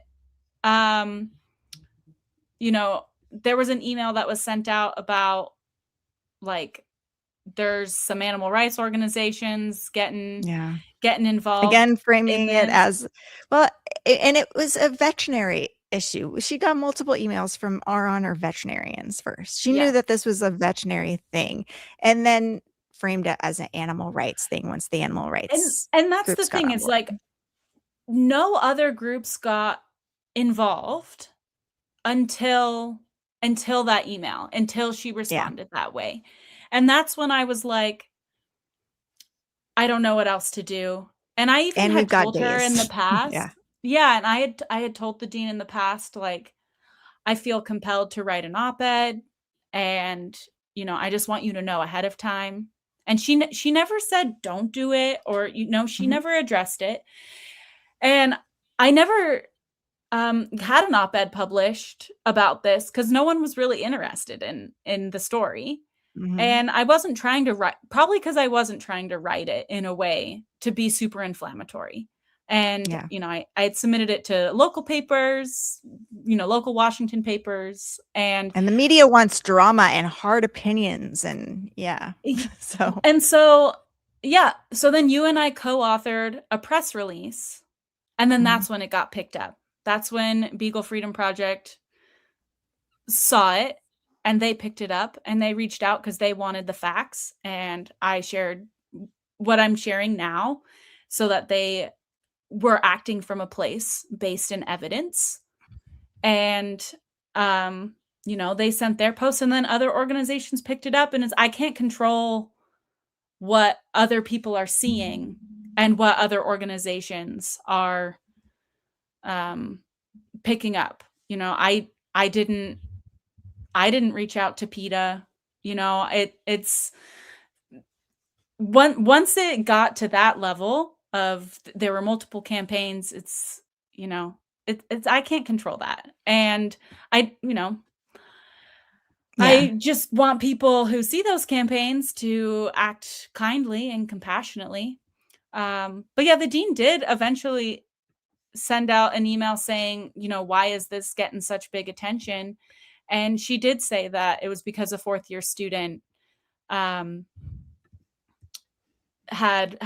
basically made them realize that this USDA policy didn't exist. And so I appreciate that she kind of vindicated me a little bit, but yeah. Yeah. And I want to reach out to her. I don't know if I should, because I don't have an interest in like defending myself, but I just kind of want to be like, hey, I'm sorry this is like put you in a tough position. Like this isn't, we got an outcome that we want, but this isn't the way that I necessarily wanted it to go down. I wanted to come from the school because they thought it was the right thing to do, not because they felt pressured to do it. Yeah. I don't know the right answer. I'd say just follow your conscience. And do what you think is right. So yeah, and I'm super thankful to the great work of the Beagle Freedom Project for amplifying this work. They do great work, and everybody should support them. And it's disappointing in that it's framed as this like animal rights but again, it's just the thing, the veterinary profession needs to understand the role that these so-called animal rights groups play, and they are not groups that are I don't know, I don't even know what to say, but like look at throughout history, look at all of the things that they've done, and they've always been on the right side of things. And veterinarians, we've always lagged behind, and we always sort of frame what these groups do as harming animal welfare. But like, what are your examples of that? You always kind of say that like, oh, if we do that, that's ultimately gonna harm animal welfare. And maybe there's some examples of like the no kill campaigns and stuff like that. And then it became about the metrics and of animal shelters, and more animals ended up languishing in cages, which obviously isn't good, and fewer animals got care and all of that. But and I think because the word sanctuary isn't a protected word, I think a lot of this would, if the word sanctuary had some like political or like legal meaning behind it, that would be helpful, because there are places that call themselves sanctuaries that are just glorified hoarding situations, or they're just saying sanctuary, but they're purchasing animals from auction and then exploiting them for profit. There's a lot of ways to use the word sanctuary. And what I hear in vet school all the time, I mean, I just heard an example of it today of people bringing up an example of abuse that happened at a place that calls themselves a sanctuary, and using it to paint sanctuaries in a negative light. And I've been hearing, a friend of mine had been hearing conversations about this. I've been off campus for the last few weeks because I've been doing rotations off campus. And he was hearing conversations, and he said that some of the issues that people were bringing up is they were concerned that these horses were going to go to one of those types of sanctuaries. Like, are we really doing our due diligence to make sure they're going to accredited or highly reputable sanctuaries where they are going to be permanent residents and aren't going to have to be shuffled around or kept in hoarding situations? And yes, absolutely, we are going to do our due diligence and make sure that these animals go to an actual sanctuary that is not going to exploit them, that is going to provide them with shelter, food, veterinary care, and a life worth living. Yeah. And you better believe, like, this story is huge to me now, and I'm going to be visiting those horses all the time. Yes, and taking absolutely. photos, and like, yeah, especially if they go to Apple Valley, because that's not too far from me. So I will, totally want to visit them all of the time. I just want to pull up some of these comments some more, because I think it's important to respond to some of these common questions. And so thankful again, this is on the Beagle Freedom Project's post, which got a ton of attention.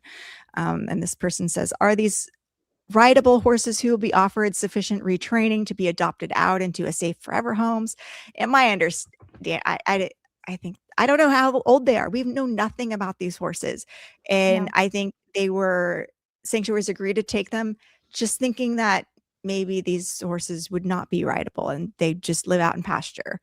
Are they senior or unsound horses? We are told they're healthy horses who'd be thrown away alive to neglect, abandonment, auction, feedlots. No, you think we're going to let that happen? Absolutely not. In which case, euthanasia is much kinder. This post is lacking quite a bit of information. The way this post is written entices strong knee-jerk reactions without details or reading between the lines. And believe you me, I have posted so many detailed posts on my Substack, my Twitter. Nobody reads nuanced arguments. They generally don't go viral. So or you have many op-eds about this, sharing like, my experience, the amount of like links and sources that I have, and oh my goodness, no one was interested. Yeah. And so this is why a group like the Beagle Freedom Project is so successful, is because they can make a post that people will engage with. And now we're having the conversation in the comments section, and people can get the information that they need. And that's what I've provided. Here, some context, which anybody who reads the comments will get, which 9 out of 10 sends a horse from the frying pan into the fire of poor care, neglect, or worse. And I would just say, what happens to animals on most industrial operations is far worse than what happens at a sanctuary, just by the sheer numbers of animals that are in industrial settings. So even the worst sanctuary, we're talking about a place that is out in the open. Anybody can see it. And if you don't like it, you can call animal control on them and have them prosecuted. You can't do that with most commercial industrial operations. Like I have seen, like I have documented dairies where there is rampant lame animals, animals who are malnourished, dairymen hitting the animals, poor hygiene, all of these things, carcasses laying out in violation of California laws. And I file complaints and nothing gets done, and they put up a privacy fence. And the fact that we're talking about all of the harms that sanctuaries cause and not, as a veterinary profession, addressing that is another example of how we nitpick any animal rights group that says maybe something a little bit inflammatory in tone, and we don't address the manipulation of commercial operations and the advertising and all of that stuff. So, and if you want to address, sanctuary and sheltering issues, you should check out my friend Lauren Cabrera's account, Boonie Flight Project, because she has a campaign going right now about. I don't know if we can show her stuff, but we should definitely highlight her work.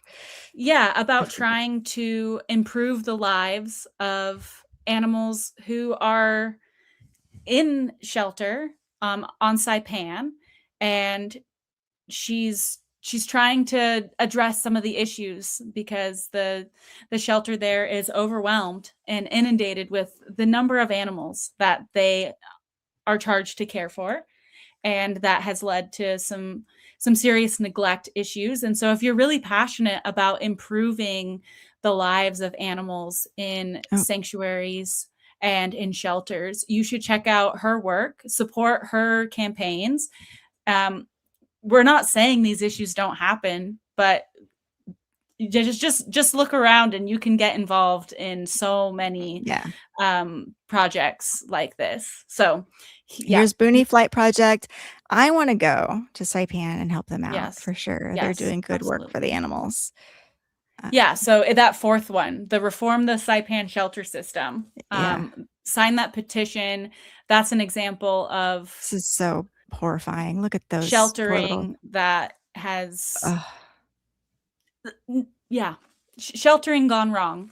And want to reiterate to not attack the people, because they are trying to do their best, but we should be funneling this type of outrage that people are experiencing and trying to defend terminal labs. If you want terminal labs to continue and you're really mad, and you want surgical experience, go volunteer somewhere like this, and you're going to get more experience than you could have ever gotten in a terminal lab. Yeah. Oh, it's so sad what's happening there. Yeah. So anyway, let's keep reading more comments. Okay. Let me remove that here for a second. Because people are concerned, so we might as well share the information, clarify things, because people are concerned that we haven't, been upfront or aren't clarifying or being detailed enough. Let me actually see if there's any new comments on the Washington Post thing, or the Washington State page. Let's see. Where can I find that? Hold on.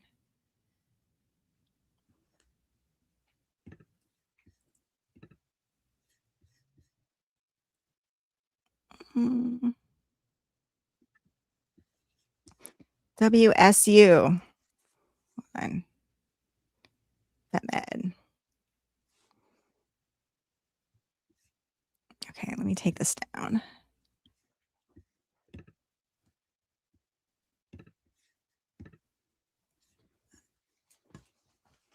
Sorry for the dead air.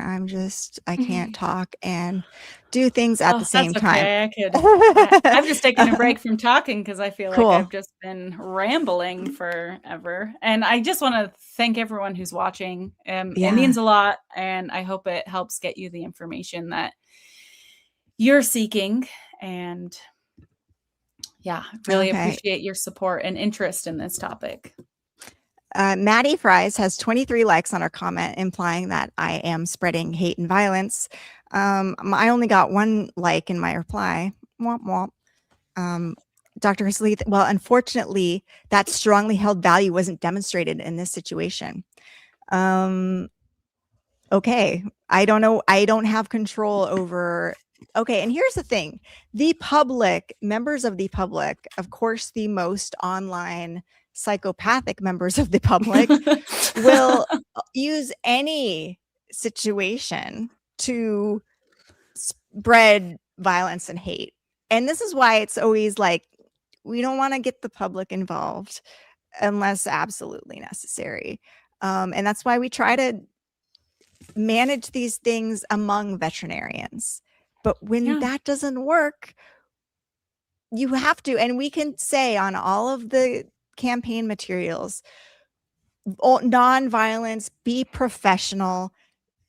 And we can go on my Twitter and see me arguing with people who are like, violence is the only way. And I'm like, no, it's not. Literally, this is what is always used by those in power to maintain their power. Violence, threats, bullying, retaliation. And as long as we allow that to be a tool, that's what will be used. And the only way to combat that is to say no. Violence is definitely not the option. So yeah, this person says, such a missed opportunity for the students. There aren't effective alternatives to practicing large animal surgeries than practicing on a large animal. And of course, we already addressed that. On animals we need, and we're not trying to say, and I think that's the biggest misconception, is that we're saying, let's, and I get it, because I know people at European vet schools. I know one of our professors who is from Europe. She said one of the reasons she wanted to work at a American vet school is because in Europe, they're not really allowed to touch animals, and during vet school, and they have to get a lot of their hands-on training post-grad. And if you're from Europe, please correct me and chime in. But I'm not saying that we need to go and never touch an animal in vet school, never do or like we're just going to do models and simulations. Yeah, no. You do models and simulations to get to a point of proficiency, and then under the guidance of experienced surgeons, you do surgery. I was doing surgery my second year of vet school because we had a great first year principles of surgery course where we had models, simulations, and then I took time out of my own schedule, went to the shelter, and had an amazing mentor there who was willing to teach me. And she taught me my first cat spay. She was letting me do dog neuters. I had gotten to the point of being proficient where I didn't, need her like standing over me, to do dog neuters. And I was a second year vet student. And it's because I had the appropriate training beforehand. And now I have done, around 50 surgeries. I've done castrations on horses, on rabbits, on cats, on dogs. It's, and I've spayed all of those animals, not horses, obviously, but, but there's lots, like there are so many dairy cows and goats and sheep out there, and pigs who need C-sections. The WSU has a dairy. Are students going out there to that dairy? I mean, they probably are in other courses, but they aren't, it's like, Yeah. And I almost think like there's almost a thing where they want to create some sort of filtering process. They don't want all the small animals focused students to go onto these farms and see how it looks. I don't know if you get, that was the vibe at UC Davis. You had to prove yourself if you were going to get a preceptorship at a livestock facility. You had to prove that you would we would play ball basically. I don't know. My preceptorship was at a mixed animal practice. But the people who are in charge of our schedules are not the people in charge of our coursework. And so they don't really necessarily know that whole dynamic, to be honest. So, and then there's just a lot of self-selecting that goes into it, because I think that's the most just feeling comfortable at certain places. And it's hard to be like, I'm going to be the animal rights activist who's uncomfortable and I'm going to do livestock.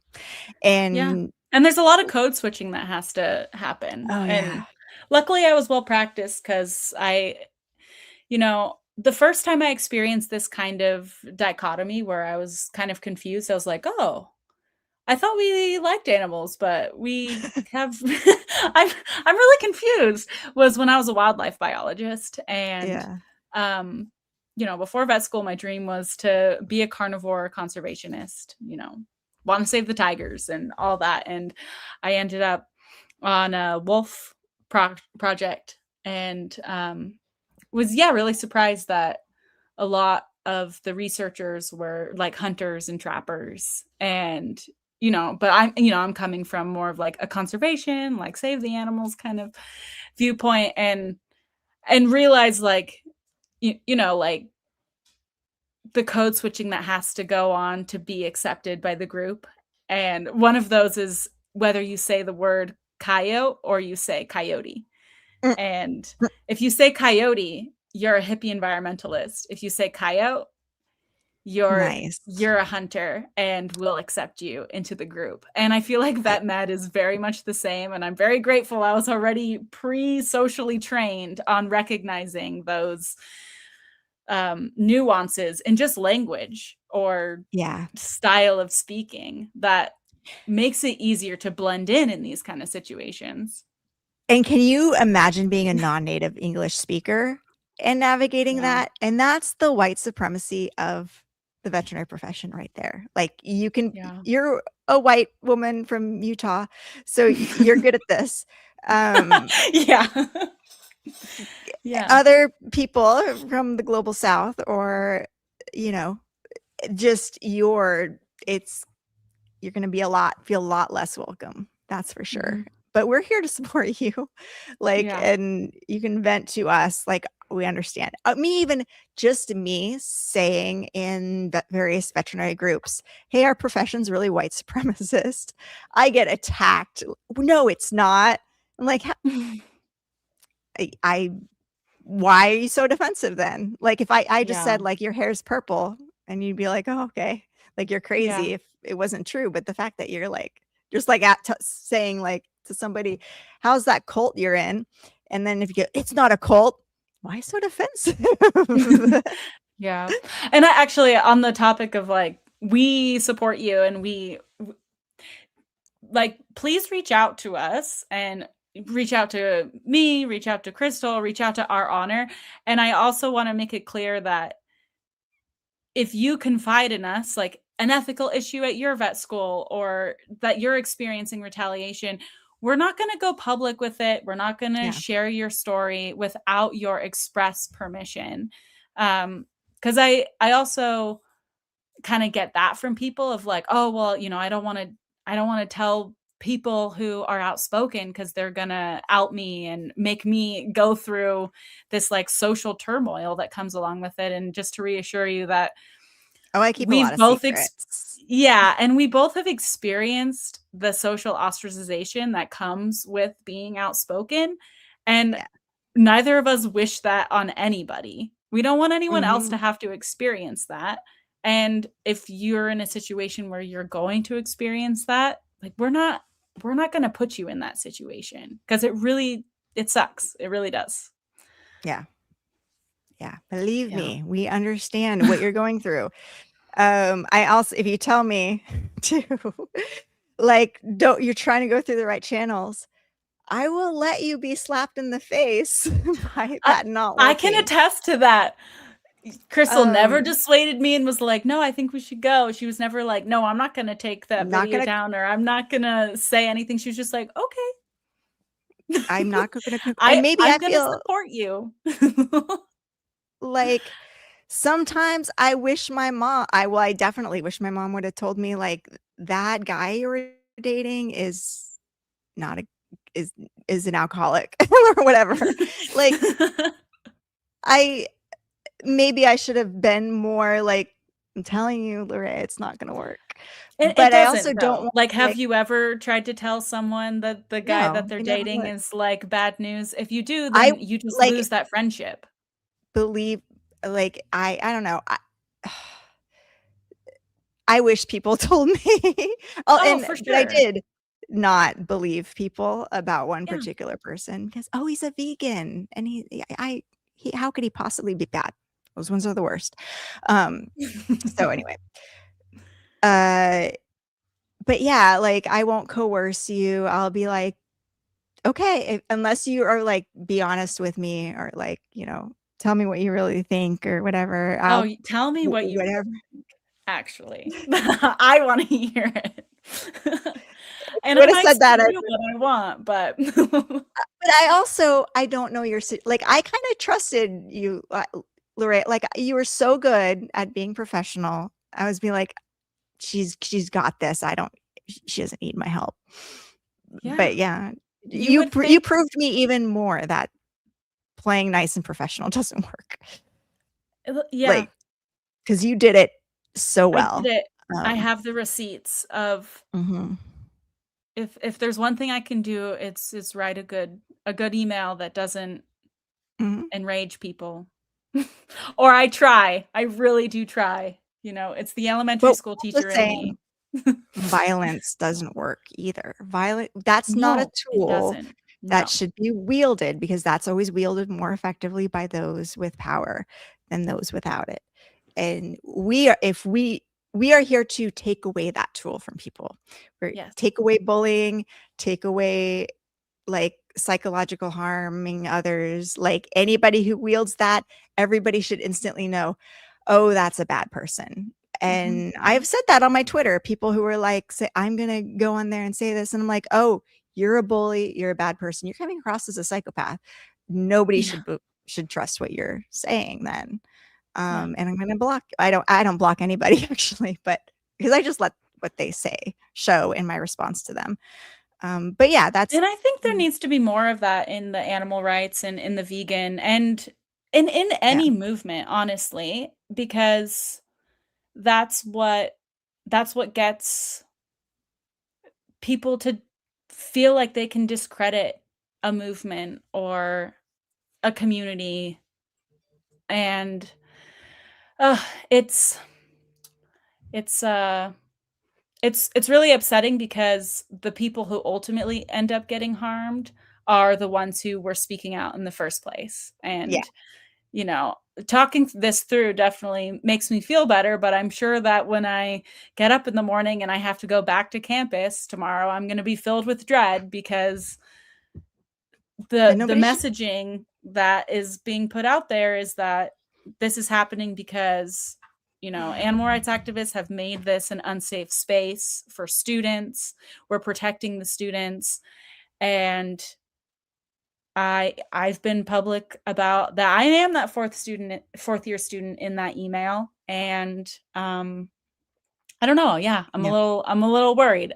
I do trust my colleagues to treat me with respect to my face, most of the time. And Mhm. I'm not really worried for my safety, but ah, it's not that fun walking around worrying about those types of things. Yeah, Even if you can kind that's of logic your way out of it.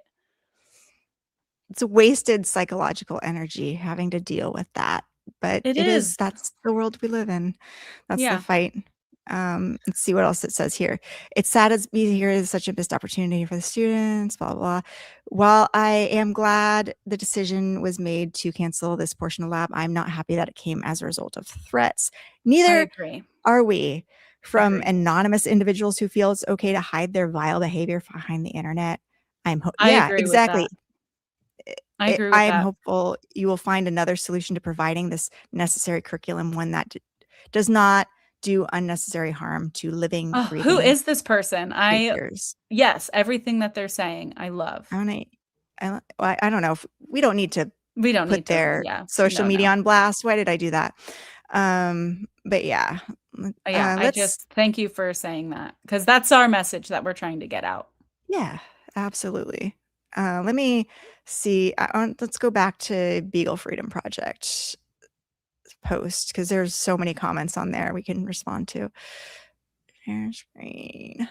And I don't mean to keep you on forever either. That's all So we right. can I do have to pee at some point, but Yeah. you know. I held it for 4 hours while I was being arrested, so it's fine. Okay, yeah, like go back to that one real quick. The like, please stop, shame on you. Like, we don't need to be shaming anybody. Where's Like, am I on the right page? Please. Yeah, no, scroll up one. Oh, let's look at some of the bad In comments. caps. Okay. Please Yeah, stop. No please reason stop. to kill healthy animals. Shame on your school. Like, Mm. that's not helpful. This is not persuasive dialogue and discourse. You're Imagine just if all you capsing angry. Like, this is what someone unhinged is like in real life. Yeah. Someone who's just screaming, and it's not based in, and this is where I totally get it when people are like, we need to have arguments based in logic and evidence and reasoning. I agree. This Yeah. kind of comment, not helpful. Not helpful at all. Like, this is where I'm thankful for large language models. Like, hey, ask, give me a science-based comment for why we should end terminal labs. And then comment that information on the Beagle Freedom Project's post in order to help amplify it. This comment, or ask a friend, does this comment sound unhinged? And actually, that is something that I did. this person probably shared has no my friends. email with the Society for Veterinary Medical Ethics. Yeah. And after the dean was like, this comment, this quote is incorrect, and, basically insinuating that I was lying, I sent the email that I had sent to the third year students and this response to the Society for Veterinary Medical Ethics. And I literally asked, where did I go wrong here? I feel like I've done something wrong. And I had veterinary professionals review it because I was just like, oh my gosh, am I in the, like, you need to do that before you post a comment. We need, if only your school had some sort of HR, or like, this is where I feel like sometimes there's you grow up and you become a professional and you realize there's no adults in the room. And there's nobody there's nobody stepping in and interviewing when, and it's a kind of a disturbing place to be sometimes. Like, oh, there's nobody, except we do have the Society of Veterinary Medical Ethics, but they're not going to talk to the dean on you and say like, hey, like, that was a bad move, bro. Like, to send that email to the whole class, kind of painting this fourth year student as somebody who's spreading lies. So, but also let's admit, like, some of these comments on this post are not good. This is outrageous. And how do we, maybe, I don't know if we should spend more time educating advocates. Yeah. Or educate, but this is, I mean, people still spank their kids, and that's the world we live in. And this is how people respond to things. This is outrageous. And I remember being yelled at as a kid by my parents. Like, that's just, I wasn't like some raucous boy who's like obnoxious. I was very like shy, meek kid. And, my dad thinking that the way to teach me is by yelling. But that's, people grow up like that. It's not good. And so that's how they interact with the world. This is yelling and stuff. Yeah, what's that one that said cruelty at its, what does that say? Cruelty at its finest? Is that what it says? Oh, cruelty at its finest. Yeah.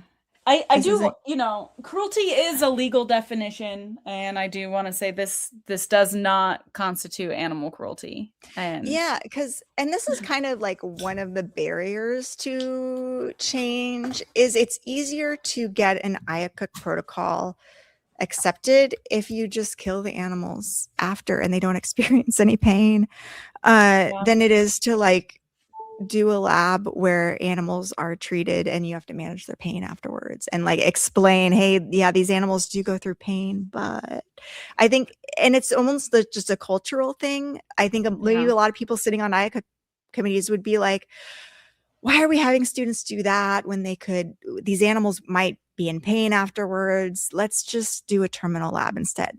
A lot of people might just have that philosophy because they haven't been presented with the facts and they haven't really engaged in this discussion.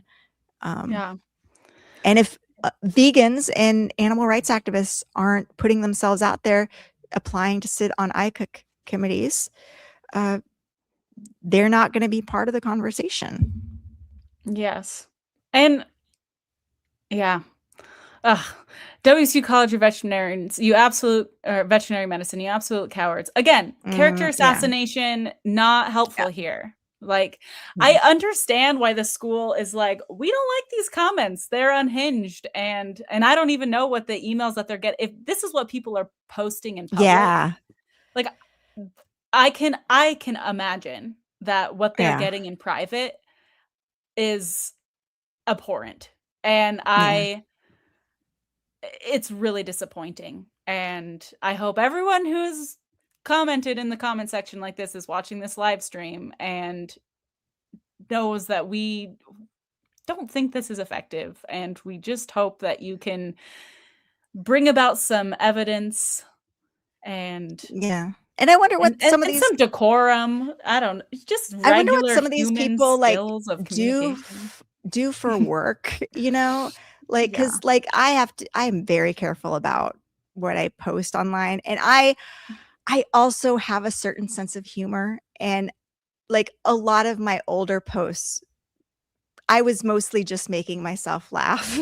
And now I've gotten like, I have a lot of followers and stuff, and I feel like I can't be as funny as I used to be and post the funny memes and stuff that I used to be, because like I'm a professional, and I'm worried, and I don't want some of my patients, humans, to see some of my humorous posts and not get it. And that's what I used to have my little group of friends who'd all get my humor, and then it would go spread wide and like people wouldn't get it. And that's a nightmare. So now I don't post funny shit anymore. I can't even be sarcastic in real life because I don't know. It does. Apparently, it doesn't look good on me. So I'm just, but we have our group chat. So our group of 2.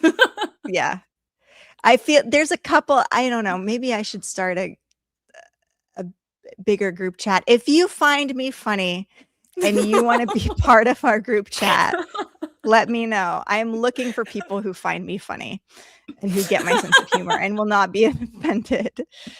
Because I need an outlet. Anyway, what else do people say here? It suddenly went quiet. Are we just all both reading? Oh, thank you, Sassy Coops, for donating 20 pounds. Oh, wow. That's some people work and don't work and still donate. I appreciate you. Thank you for however you're bringing in money. Thank you. Really and nice. We can use all the donations we can get. We are a very small org. Our yearly budget is $180,000 a year, and I don't make any money. I do this all for volunteer. And so far, I've made like a couple $100, but I stopped sending in my and we should definitely pay contract fee. But I also don't make any money because I feel like we need to spend it on other things than our salaries. So, yes, I know that's what I'm struggling with too. It's like we just do it because we care, and then we can get more money for important work. Yep. So let's see. Can we get a news station on board? Yeah, like I was hoping that we would get some more press attention, but really it hasn't happened like it should. And so if you have any press contacts, please, I will probably do more to reach out to all my press contacts and do another press release. And I know one group just sent me a press release for me to approve, and I'm like, I'm doing a radio show right now. I can't. So maybe they'll get some press attention on this. Let's see what else. This is torturous, horrible, painful animal abuse. No, it's not because they're under anesthesia. This is animal cruelty. Get all funds stopped to Washington State University. This is cruel and disgusting. Boycott this university. And so these comments are then what get animal advocates who are working on actual animal cruelty really frustrated because, and I hope that you're just as angry about actual animal cruelty and trying to stop that as you are on this, and not just, typing rage bait, because there is actual animal cruelty going on, and we need to be naming that as true animal cruelty and not watering the legal definition of cruelty by calling things like this cruel. It's not ethically the right way to teach surgery, when we know that there are other ways that can better serve students, animals, and the community. But I don't disagree that I'm sure these animals were treated very well. Like in the case of the ghosts, they were treated very well when they were at WSU. And they didn't experience any pain or suffering because they were anesthetized fully during these procedures. And anyway, This now one I says, sound like I'm justifying and defending it, but I'm just, we have to be we have to argue about these semantics, I think. Absolutely. And here's the problem. We always paint the other side as monsters, and we have to realize the person, when you're saying what a group of heartless, soulless, cruel subhumans, that is, if you have a boyfriend, that is your boyfriend. If you have a mom or a dad, they are your mom or your dad. Like, these are loved ones. These are people who believe that they're doing the right thing.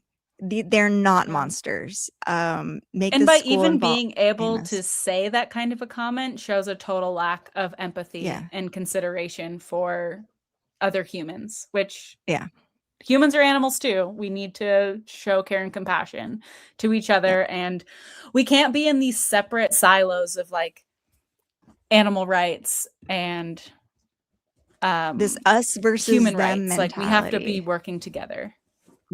But it's scary how the people being platformed right now in the animal rights movement are the animals above all else people, the button pusher, the people who would kill all of humanity.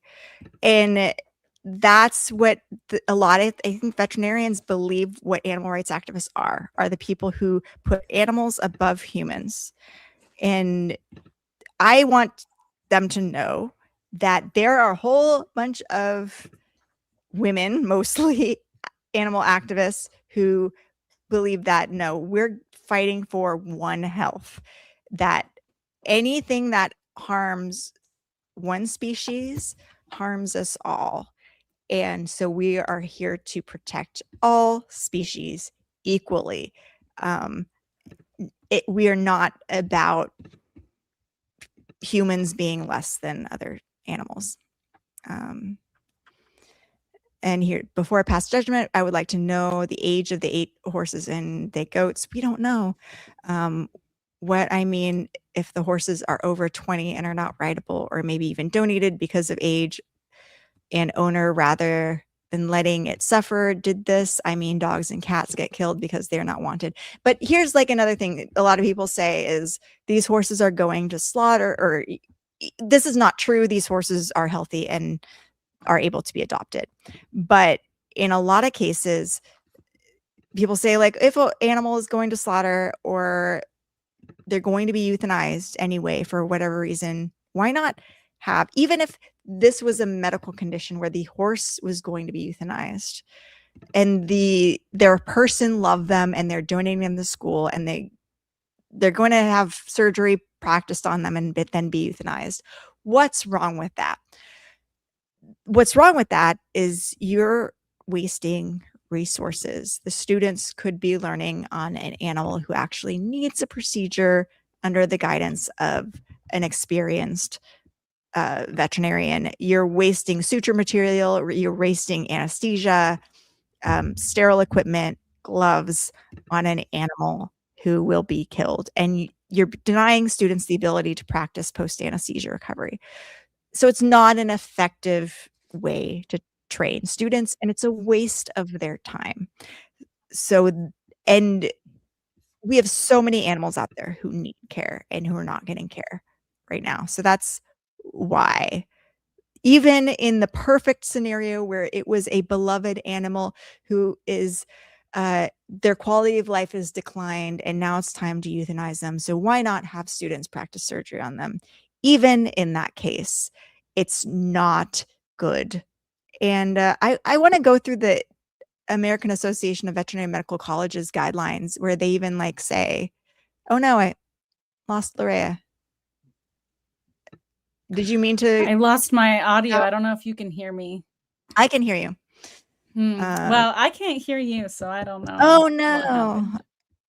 Well, I don't know if you can like log out and come back in if you want, if that works, or you can go to the little dialy thing and manage your output. But let me find the American Association of AVMC guidelines. Let's see. I think it's on my end because my headphones died, and then I. Oh, this is the old one. I lost it. So if this is the end, then that's all right too. Let me just pull this up here.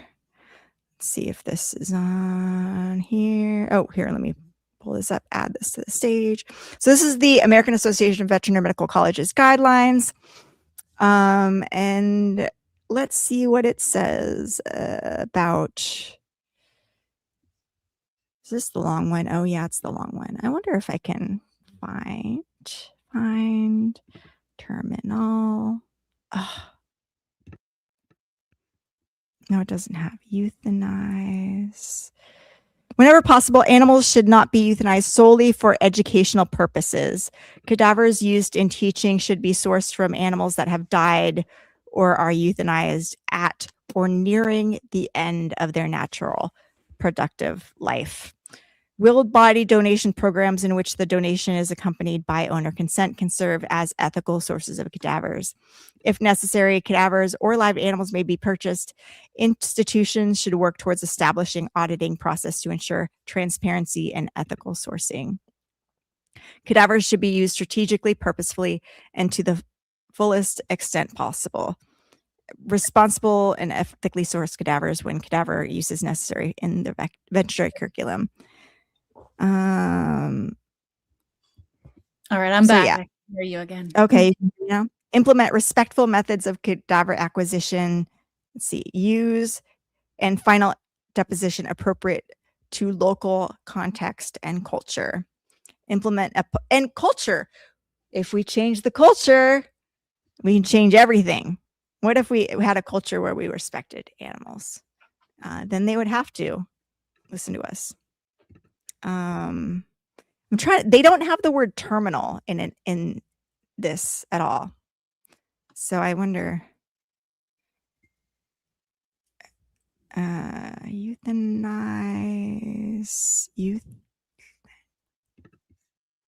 See where euthanasia is used. Only pets who died naturally or were euthanized for medical reasons should be considered eligible, and the decision to euthanize an animal should be a joint one made by both the animal owner and their veterinarian. Animals should not be accepted into the program if there's any concern of disease risk to any individuals handling the specimens. Recommendations for specimens that should be omitted from this is willed body program include any specimens that have recently undergone invasive surgery, have an undiagnosed central nervous system disorder, or carry the potential zoonotic disease transmission. A weight restriction of 27 kilograms for canine specimens is suggested to prevent physical difficulties in moving or transporting the cadaver by students. Let's see what else they say. These donations should have been euthanized within 24 hours of the fresh necropsy and can be refrigerated prior to use, never frozen. It's nice. Since all specimens have been euthanized for medically sound reasons, they often exhibit associated pathologies, further altering normal anatomical structures, blah, blah. Fresh cadaveric tissue can be collected from recently euthanized or deceased animals and may be refrigerated prior to use, blah, blah, blah. Whenever possible, animals should not be euthanized solely for medical purposes. Cadavers used in teaching should be sourced from animals that have died or euthanized or nearing the end of their natural or productive life. Was the WSU program in line with that? I don't think so. And your dean is on the board of this too. Oh, here's another one. Oh, wait, go back. Hmm. Number C, letter C. If necessary, cadavers or live animals may be purchased. Institutions should work towards auditing processes to ensure transparency Yeah. in ethical sourcing. Yeah. I don't think that was done here. Yeah. So, yay. But our work isn't over. We still have to make sure that these horses go to a sanctuary, that the goats are no longer used for these labs. And that So- all the other vet schools follow suit. And- that WSU can be a leader in changing curriculums across the country and hopefully the world, and showing that we don't only have to rely on models to get surgical experience, but we can rely on models for training so that students become proficient enough to support their communities by providing access to care through community-based programs under the guidance of experienced surgeons. Yep. My battery is about to die, even though it's plugged in. All right. My computer's using way more juice than necessary, and I've got no more ports to plug in another thing. So that's all right. Thank you everyone for being Yeah. here and for watching and for your support. And for your Keep it kind and kind. professional letters. Yes. And stay tuned. And thank you, Beagle Freedom Project, especially for their ongoing work with this. Why did my face suddenly get really light for some reason? I don't. And thank you, PETA and In Defense of Animals and lots of other groups who are working on this too. Yep. So, and let's keep working on all the issues. There's a plethora of them, and let's do it kindly and professionally, and show that people who care about animals are reasonable people and that we want to go about this in a way that does the best for animals and people and communities. Yep. And like, follow, share, comment to help elevate this post. And we will see you all next time. Yep. Bye. Bye. And